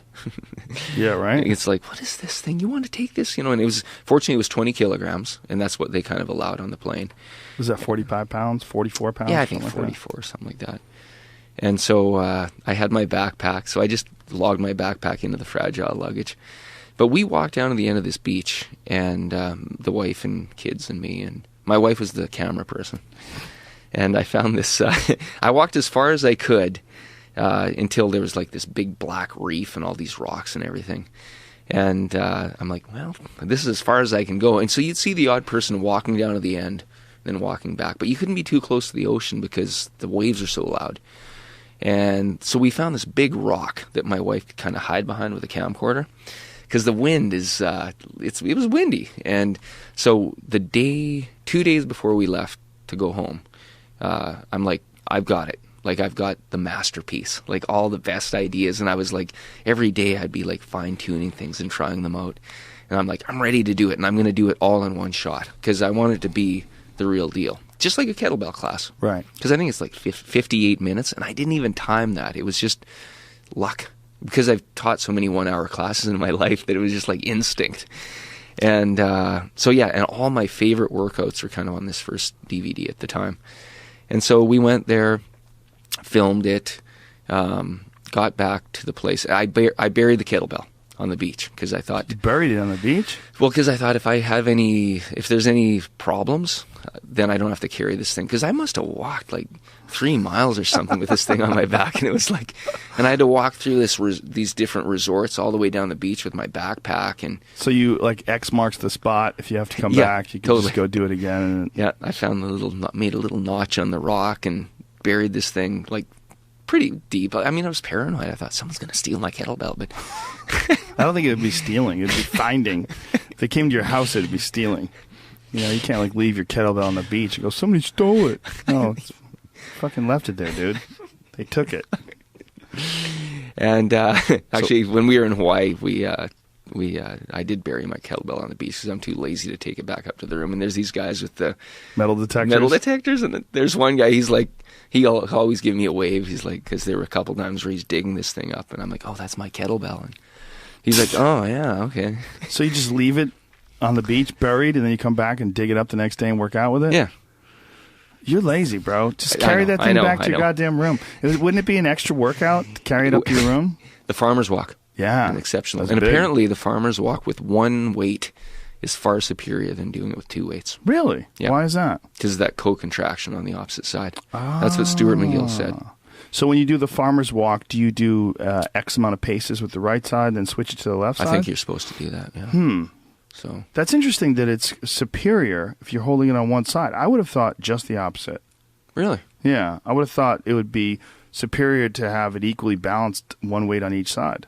Well, it's kind of like when you go to the gym and you see guys working on their obliques, and they've got like the heavy dumbbells in each hand. It's kind of like this one's pulling you this way and this one's pulling you that way. And I always thought, is that as good as just having one and doing it on one side and then doing it on the other? It's kind of like almost helps pull it over. What's your take on two-handed windmills? Because that's one of the exercises that I really love. I love windmills with a kettlebell in each hand, and then when you drop the kettlebell down, you do a curl with that kettlebell. What do they call it? The 2 hands anyhow. Yeah. Is that what they call it? 2 hands anyhow? Yeah. What a dumb name. You never heard that? No. Okay. But I like it. I like that exercise. It's a big one. That's an excellent exercise. And imagine the amount of force you're putting on the core compared to just one kettlebell. Well, when I hurt my back from jiu-jitsu, I really started concentrating more on back exercises and core exercises and strengthening exercises because I recognized that it was this injury that I was getting in jiu-jitsu was a weak link injury. It's like there was a weak link in my chain, and the weak link was the core, my back. Right.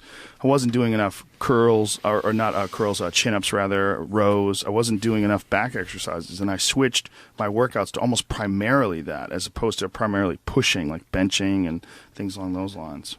Yeah, the 2 hands anyhow, that's a great... And you know, that's just, since we're on the subject of windmills, that is one exercise that sometimes I see people going too deep with. Like you should there's that depth where it feels like your hamstrings are going to snap.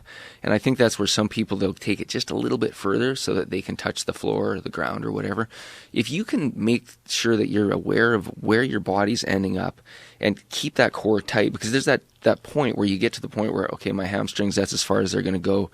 And then, there's that little extra. If you can stop short of that so that you maintain that nice super stiff core, you probably already do that. But some people that don't have as much flexibility, and I watched myself on the video the other day, I was doing some homework, and I'm going a little deeper than I should on some of those windmills just because I'm trying to look cool. But for health-wise and longevity-wise, if you can make sure that you maybe even check yourself in a mirror once in a while, make sure that your back doesn't move at all at the very bottom of that windmill. Is that the case? Like sort of like how dips, you're not supposed to go too low on dips. Yeah. If you go too low, you put too much stress on the shoulders and too much stress on the tendons. The front of that shoulder capsule, hey, you're just it's in a vulnerable position, hey. So if you can go down to the point where you feel like if I go any further, I'm just resting on my connective tissue. If you can stop short of that, you'll keep that tension on the muscles, and it's. But then there's an argument that your body should be able to do that. You want to put your body into that stressful position, make those connective tissues stronger. So sort of like a low squat, like dropping your body all the way down to your heel. So I wouldn't say never do windmills nice and deep, but if you're doing a lot of windmills, be aware of how much of your back you're using at the very bottom portion. But mind you, that's a good thing with kettlebells. Most people aren't using so much weight that they have to worry about that. Like even someone that's really advanced, usually like they're not using much more than 40 pounds or something like that. So, For windmills? well, I mean for part of the video, like part of like the extended workouts. Oh, for your workouts, yeah. Well, when I do your workouts, I do the windmill I usually do 35 pounds or 45 pounds. But when I do windmills just as a standalone, I do 70s. Yeah. So I just think it's a really great exercise for shoulder stability as well. Yeah.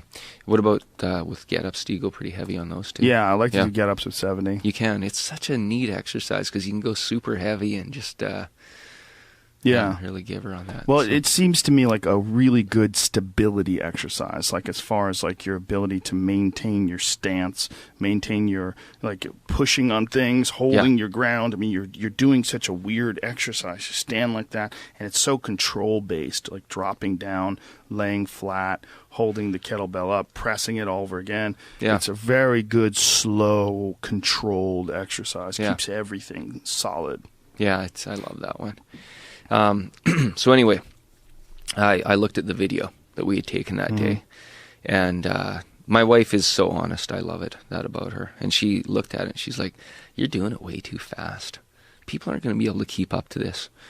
And I'm like, "Oh," and I did not want to do this again, right? And of course, I left it till the last day. And I'm like, "Oh, let me take a look at that." And so I'm like, "Oh God, that is fast. I'm just trying to get this over with. That looks terrible." And Too fast, like too fast, like an ineffective workout, or too hard to do? I think for a lot of people, maybe a little bit too little time between repetitions. Yeah, a little bit too fast. And but shouldn't they aspire to be able to do it the way you're doing it? Yeah. Have you ever thought about doing like an advanced version for fucking people like me? I will. Studs? Well, that's where the double kettlebell one's going to come up with. You're going to love that. Okay. Maybe I'm not gonna. It'll eat my words. And then I put it on the TV with the little cables, and the wind noise was insane. It was like you couldn't hear a thing. So you had to do it again? Oh yeah. I'm like, oh God, we got to go back there tomorrow. I don't not only have to do 1 or 2 chapters over again, I have to do the whole thing over again. And I had like wicked sand rash on my wrists, like from the kettlebells hitting your wrist. Yeah. And my hands were pretty toughened up, so they were okay. But I'm just like, oh man, this is gonna. So that's why there's certain times during that video where I look like I'm gonna die. I am like I'm suffering. So I hope that came out on the video, because like I hope people watch this and say like, this is legit. Like this guy's like suffering with me, you know. Definitely, you're working hard. You're definitely. Well, it's impossible to not be. It's a brutal series of exercises. It's awesome. Listen, dude, we're out of time, man. But your videos are awesome. I'm a huge fan. I'm really happy that you came on here. I hope more people buy them. You can buy them at onnit.com. ONNIT. We sell them there. You have them on your website too. What's your website? If people want to go to it. WeberPhysiotherapy.ca. Weber Physio. We're Canadian, you know. Oh, that's why it's .ca. Yeah. Don't go to .com. What happens if you go to weberphysio.com? I don't know. I've never Should tried. buy that. Too late. Someone's got it now. Someone's got it, and it's filled with dicks. It's all just black dicks. Guaranteed. Thank you very much, brother. Really appreciate it. Thank you so Keith much for Weber, having me, ladies and Joe. gentlemen. And Weber Physio on Twitter. You can check out all of his videos, again, on onnit.com and weberphysio.com.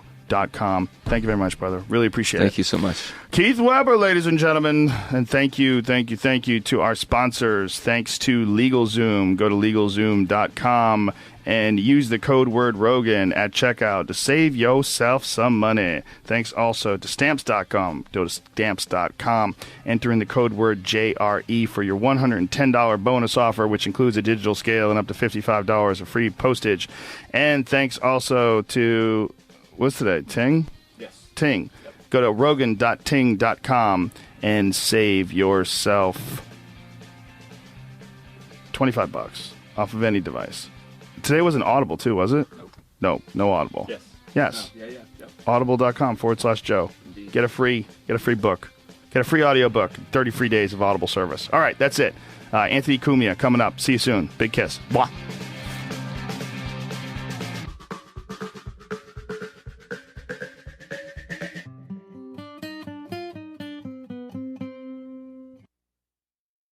This podcast is brought to you by LegalZoom.com. LegalZoom has been helping Americans get personalized wills, powers of attorney, and living trusts for over 10 years. LegalZoom allows you to do a lot of legal shit. That is my words, not theirs. But legal stuff, legal things. You can do that online instead of going to a goddamn lawyer's office. You know how it works. Get in your car, drive there, wait, park, all that nonsense. Got to make an appointment, pay an exorbitant amount of money. You can avoid a lot of that shit with LegalZoom. LegalZoom can also help protect your assets with LLCs, S corporations, trademarks, real estate documents, and more. We are living in 2014, ladies and gentlemen. This is a new world. And in this new world that we're living in, you can do a lot of things online that you used to have to physically go somewhere and actually bring your body. You don't have to do that anymore. LegalZoom.com allows you to take care of all this shit from your house, naked and drunk. You can do legal things. And for special savings, be sure to enter the code word Rogan in the referral box at checkout. LegalZoom was developed by top attorneys to provide self-help services at your specific directions, but they are not a law firm. What they can do, though, if you panic, they can provide you with a third-party independent attorney which can help you out. But most likely, if you're not completely stupid as fuck, you will be able to use LegalZoom and you will be able to take care of a lot of shit that you would ordinarily have to go to a law firm and deal with. Plus, LegalZoom has got an A+ from the Better Business Bureau, which is fantastic, beautiful, lovely. We love them. They love you. So use them, LegalZoom.com, and use the code word Rogan at the referral box at checkout for more savings. That's LegalZoom.com. I don't know why I'm talking like this. We're also brought to you by Ting. If you go to Rogan.ting.com, Ting will show you what the fuck is up and how much money you can save. 98% of people would save money with Ting, and it's because they do mobile differently. They use the Sprint backbone, and they do it with their own rules. What that means is no contracts, no early termination fees, no bundled charges, ride-along charges, overage charges. You pay for what you use at Ting. So it's not like one of those deals where you pay for 100 minutes a month, but if you only use 50, you get shafted on the extra 50 minutes. No, you pay for what you use. It is a original approach to billing people for cell phones, and I think it's going to be the way that people do it from now on. I think it's the way it should have been done from the beginning. It's ridiculous. Like, why do you have to pay for a certain amount of minutes, and if you go over, it costs more? It's dumb. You should just pay for what you use. If you did that, you would save money. My bill this month is like $24. The average bill, $21. The average monthly bill per device per customer with Ting. We use Ting for the Joe Rogan Experience podcast. It is our official cell phone provider. If someone calls for the fucking podcast, they use a goddamn Ting phone. How about that? I pick it up. I go, what, bitch?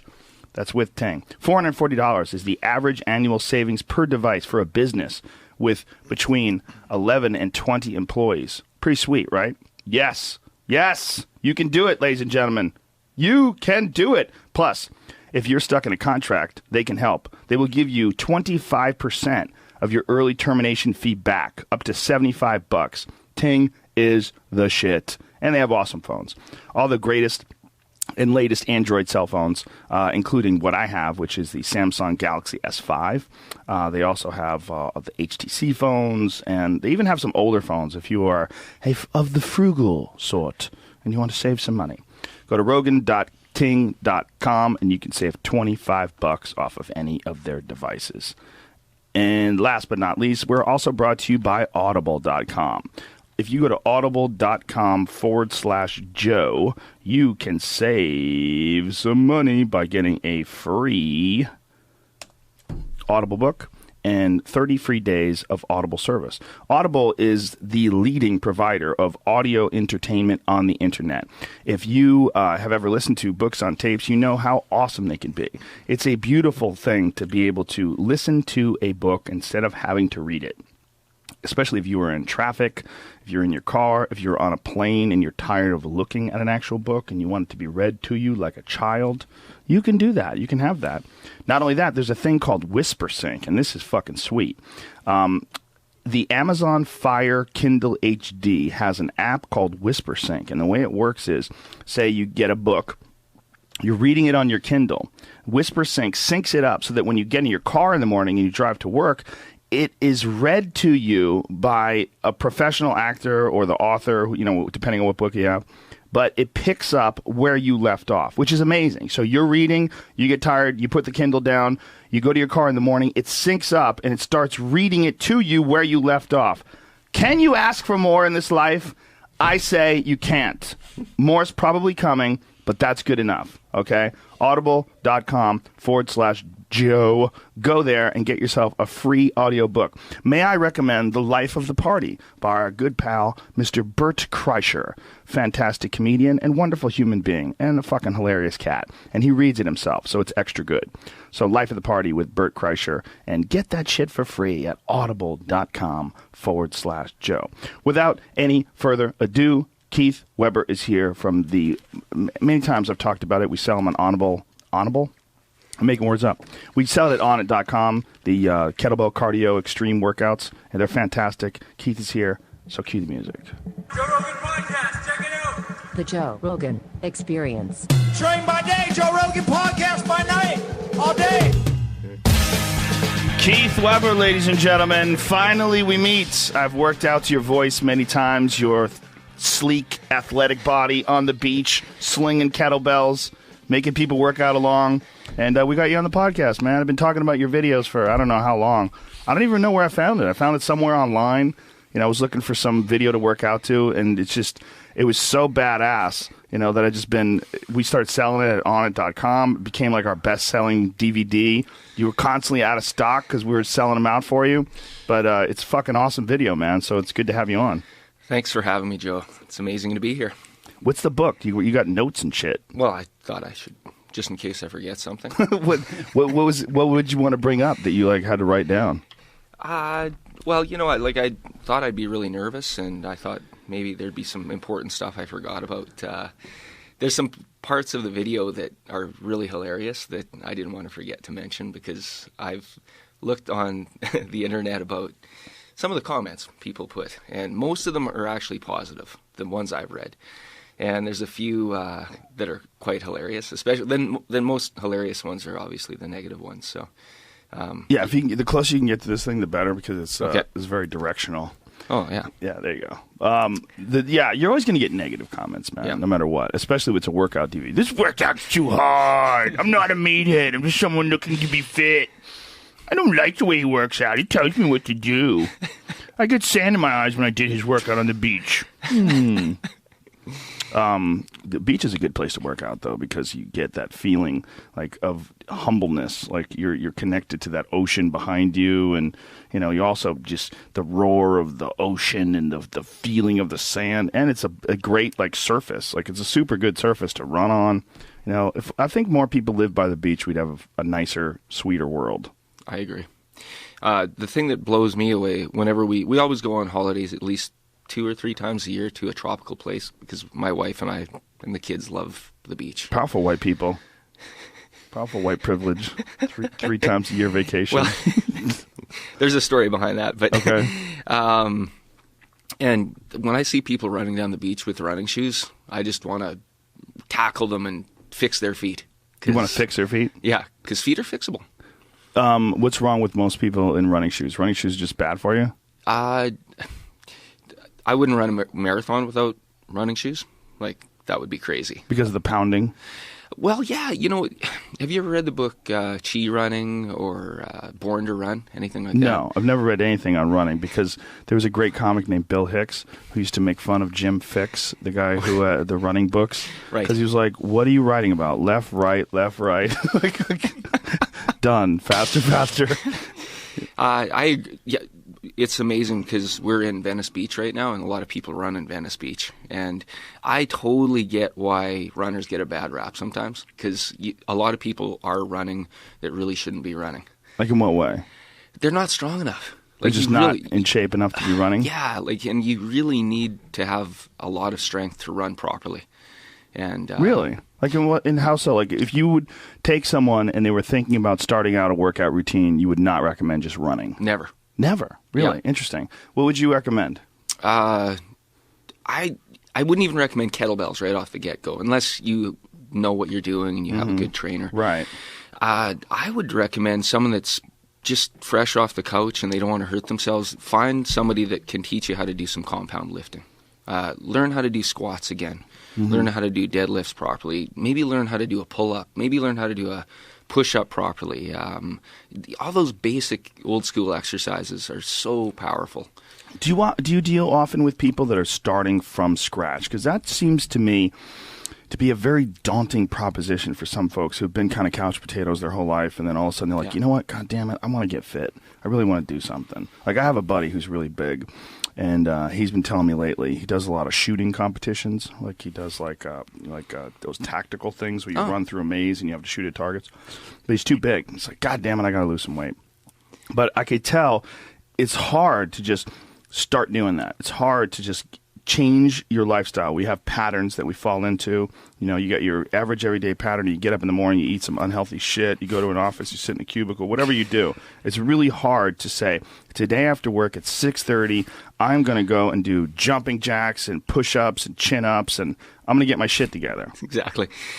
And honestly, that is the main impetus for the video in the first place. And I come across people that I treat all the time that are, Keith, I want to get into shape, and how do I do it? And that's what I do love about the kettlebells. Like, in a perfect world, I would have them learn how to do the compound lift slowly, but the kettlebells provide the same idea, same movement patterns without having to put a bunch of weight onto your body. Right. Like, it's amazing the inertia and the momentum created by these things. So, so I do get a lot of people in my kettlebell classes that are starting fresh, like amazing, like the women that come. Usually it's women. I don't know why. It's guys don't like to go out of that comfort zone, maybe.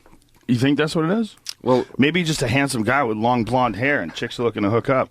They see you and they go, Weber, the son of a bitch. I need to get him to teach me how to work out and then work my way into his life.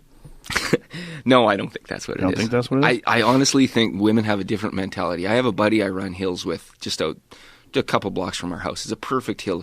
If you bust your ass, it'll take you about 2 minutes, 20 seconds to get to the top. Like, that's absolutely giving it everything you have. So it's kind of the perfect length of a hill. Kind of taps into that mid-range energy system. And there's mornings, every morning in the summer, there's a group of women at this playground nearby at 6 a.m., like 20 of them, doing boot camps and push-ups and burpees and things like that. You'd never see 20 guys doing that. At least I haven't. You would if they were in the military. Good point. That'd be probably it. But yeah. Like, just on their own will and desire to be in good shape, most guys, unless they're professional athletes, if they're just the average guy that wants to look good and, be like that guy in the fitness magazine, they don't like being in public, almost, I think. Oh, I see what you're saying. Like, women don't mind working out at a park, like getting all together and they love that. Yeah. Well, it's more. I think they're a bit more social than us. A little more social. So, goes back to the hunter-gatherer thing or something, right? Maybe, doesn't it? It probably Gatherers, is. they sat around and talked while the hunters are out being really quiet, sneaking up on shit. I've heard that, but I don't know if it's true. But yeah, they talk a little bit about that in the book Born to Run. Yeah. Even as a non-runner, I recommend that book to everybody because it will make you want to try running. And running on the beach should be done barefoot? I believe so. Yeah. Yeah. That's the way we're all supposed to run anyway, right? We're not supposed to run the way most people think because of those running shoes that you're supposed to go heel first. Right. Because they've sort of changed people's gaits with these shoes with this big fat pad near the heel, which is really unnatural, correct? Like, the way the foot is designed, you're supposed to land on the ball of the foot, and the foot is actually supposed to act as a bit of a shock absorber to slowly decelerate your weight, and that is how a natural gait is supposed to be performed when you're running, right? Yeah, and there have been studies done where they've taken people and they've blindfolded them and looked at their gait patterns, and then they've put these big runners on, and they have a very similar gait pattern. It's almost like you take away that sensory ability of all those thousands of nerve endings in the bottom of the foot to actually feel what's going on. So your body subconsciously puts the brakes on it, makes you heel strike. Yeah, it's the heel strike thing really didn't happen until what was like the 1970s or something like that, when they came out with those running shoes. Isn't it amazing that they virtually changed the entire country, or really all over the world, the gait of people when they run by putting a big fat pad on the heel? Like, we never had that before. No, and it creates a terribly unnatural gait, and it leads to a lot of injuries. But there are a lot of people that, even if they started running in a perfect scenario with the right shoes and everything, if they're not strong enough, it's going to lead to some problems. That really is important, and it's one of the things that I always stress when I talk to people about the Onnit.com products that we sell, the kettlebells or the steel clubs, things along those lines. I'm like, please just start slowly. Men don't want to pick up an 18-pound kettlebell. They're like, bye, fucking bitch, I can work out with more. But your video with a 35-pound kettlebell kicks my ass. Just 35 pounds. You would think that's not that big. It's like a 4-year-old. You know, yeah. Like, if you can carry women carry 4-year-olds in their arm. You know, my wife carries our 4-year-old all the time. She's about 35 pounds. I mean, that's all that is. And you're doing this workout, and it's at the beginning. It seems like, wow, this is not that hard. But then a minute in, you're like, holy shit, how long is this going to be?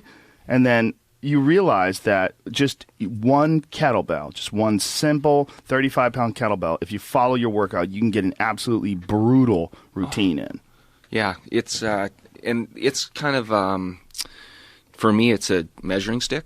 I like to use my video at least once a month to test myself, make sure I'm not getting lazy or kind of starting to fall off the rails, because I'm just like everyone else. If I don't stay with it, I can get, a little bit lazy. Yeah, everybody can if they don't have some sort of a goal, right? Yeah. That's one of the cool things about your video is just you have to keep up with it. Like, I bought a bunch of videos before that were excellent. Like, Maxwell has a bunch of videos, and Mike Mahler has a bunch of videos. And Mike Mahler is very much into technique and in showing the fundamentals of the movements and things along those lines. But what I really liked about yours is just you have to already know that shit, and it's just hardcore, ready, go. Let's do this. And that was the big thing. When I first started doing kettlebells, I think in 2002, I think I took their second instructor's course with Dragon Door. There weren't any videos out there that just for people that knew what they were doing. And so I bought every video in the book. And I shouldn't say that. There were a couple that were for people that knew what they were doing. But they were, I just don't think they wanted to hurt anybody. Right. And I'd been teaching kettlebells by the time I made that first video for at least 3 years. And I'd seen what these, again, mostly women, housewives that were coming fresh off not exercising, and what they were putting themselves through. And they weren't getting hurt. They were just getting in really good shape. And so I thought, I'm going to put a video together like we do in class. And I did have a lot of requests from people saying, make a video. I can't make it to your class. I'd love to have something to just pop into the DVD player at home.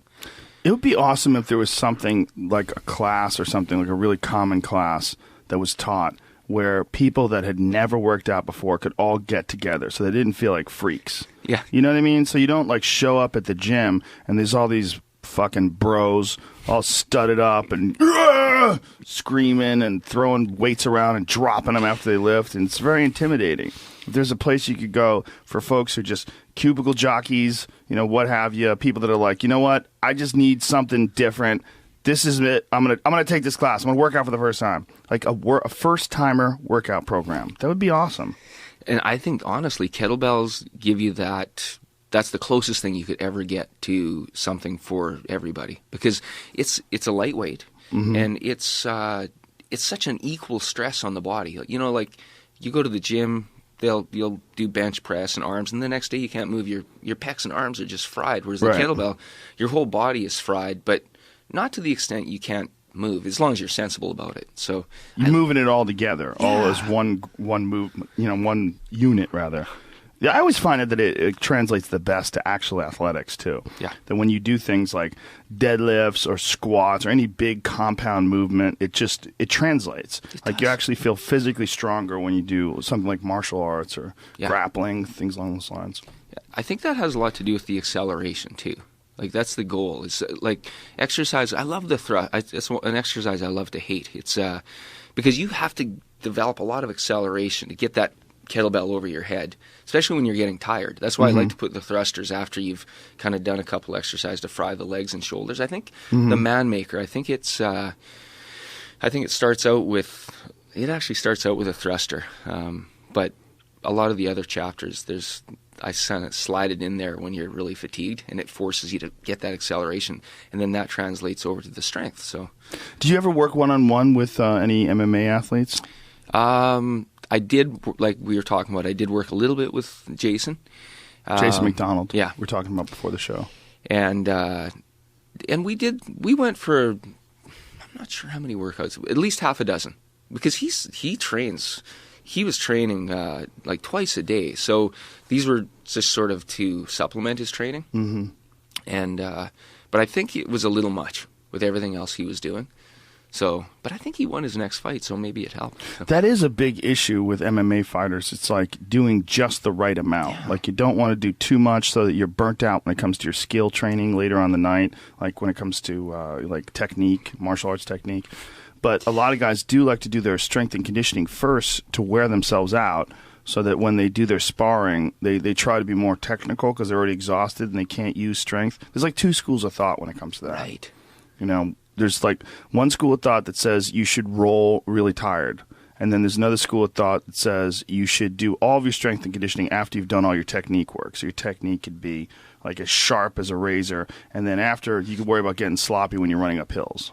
Yeah, you know, and that's really, it carries over almost to the strength training world as well, specifically. Like I know Pavel Satsulin, he's very much into strength with kettlebells. He's one of the guys that brought kettlebells to America, right? Yeah. I think he was teamed up with John Duquesne, and they sort of collaborated. And I think the story goes, John said he would publish a book for Pavel if he would sort of bring kettlebells to America and let him manufacture them. Oh. And what year was this? It must have been like late 90s. So before then, no kettlebells in America? I think there were, but a few. I don't think it was as mainstream. I mean, I think it was one of those things that probably sat at the back of a gym and hadn't been touched in 20 years because no one knew what to do with this thing. Right. Isn't that amazing? That something could be around in Russia for so long and didn't make it to America until the 90s. That's so weird. Yeah. It's well, yeah. And when they first came out with kettlebells, they had 16, 24, and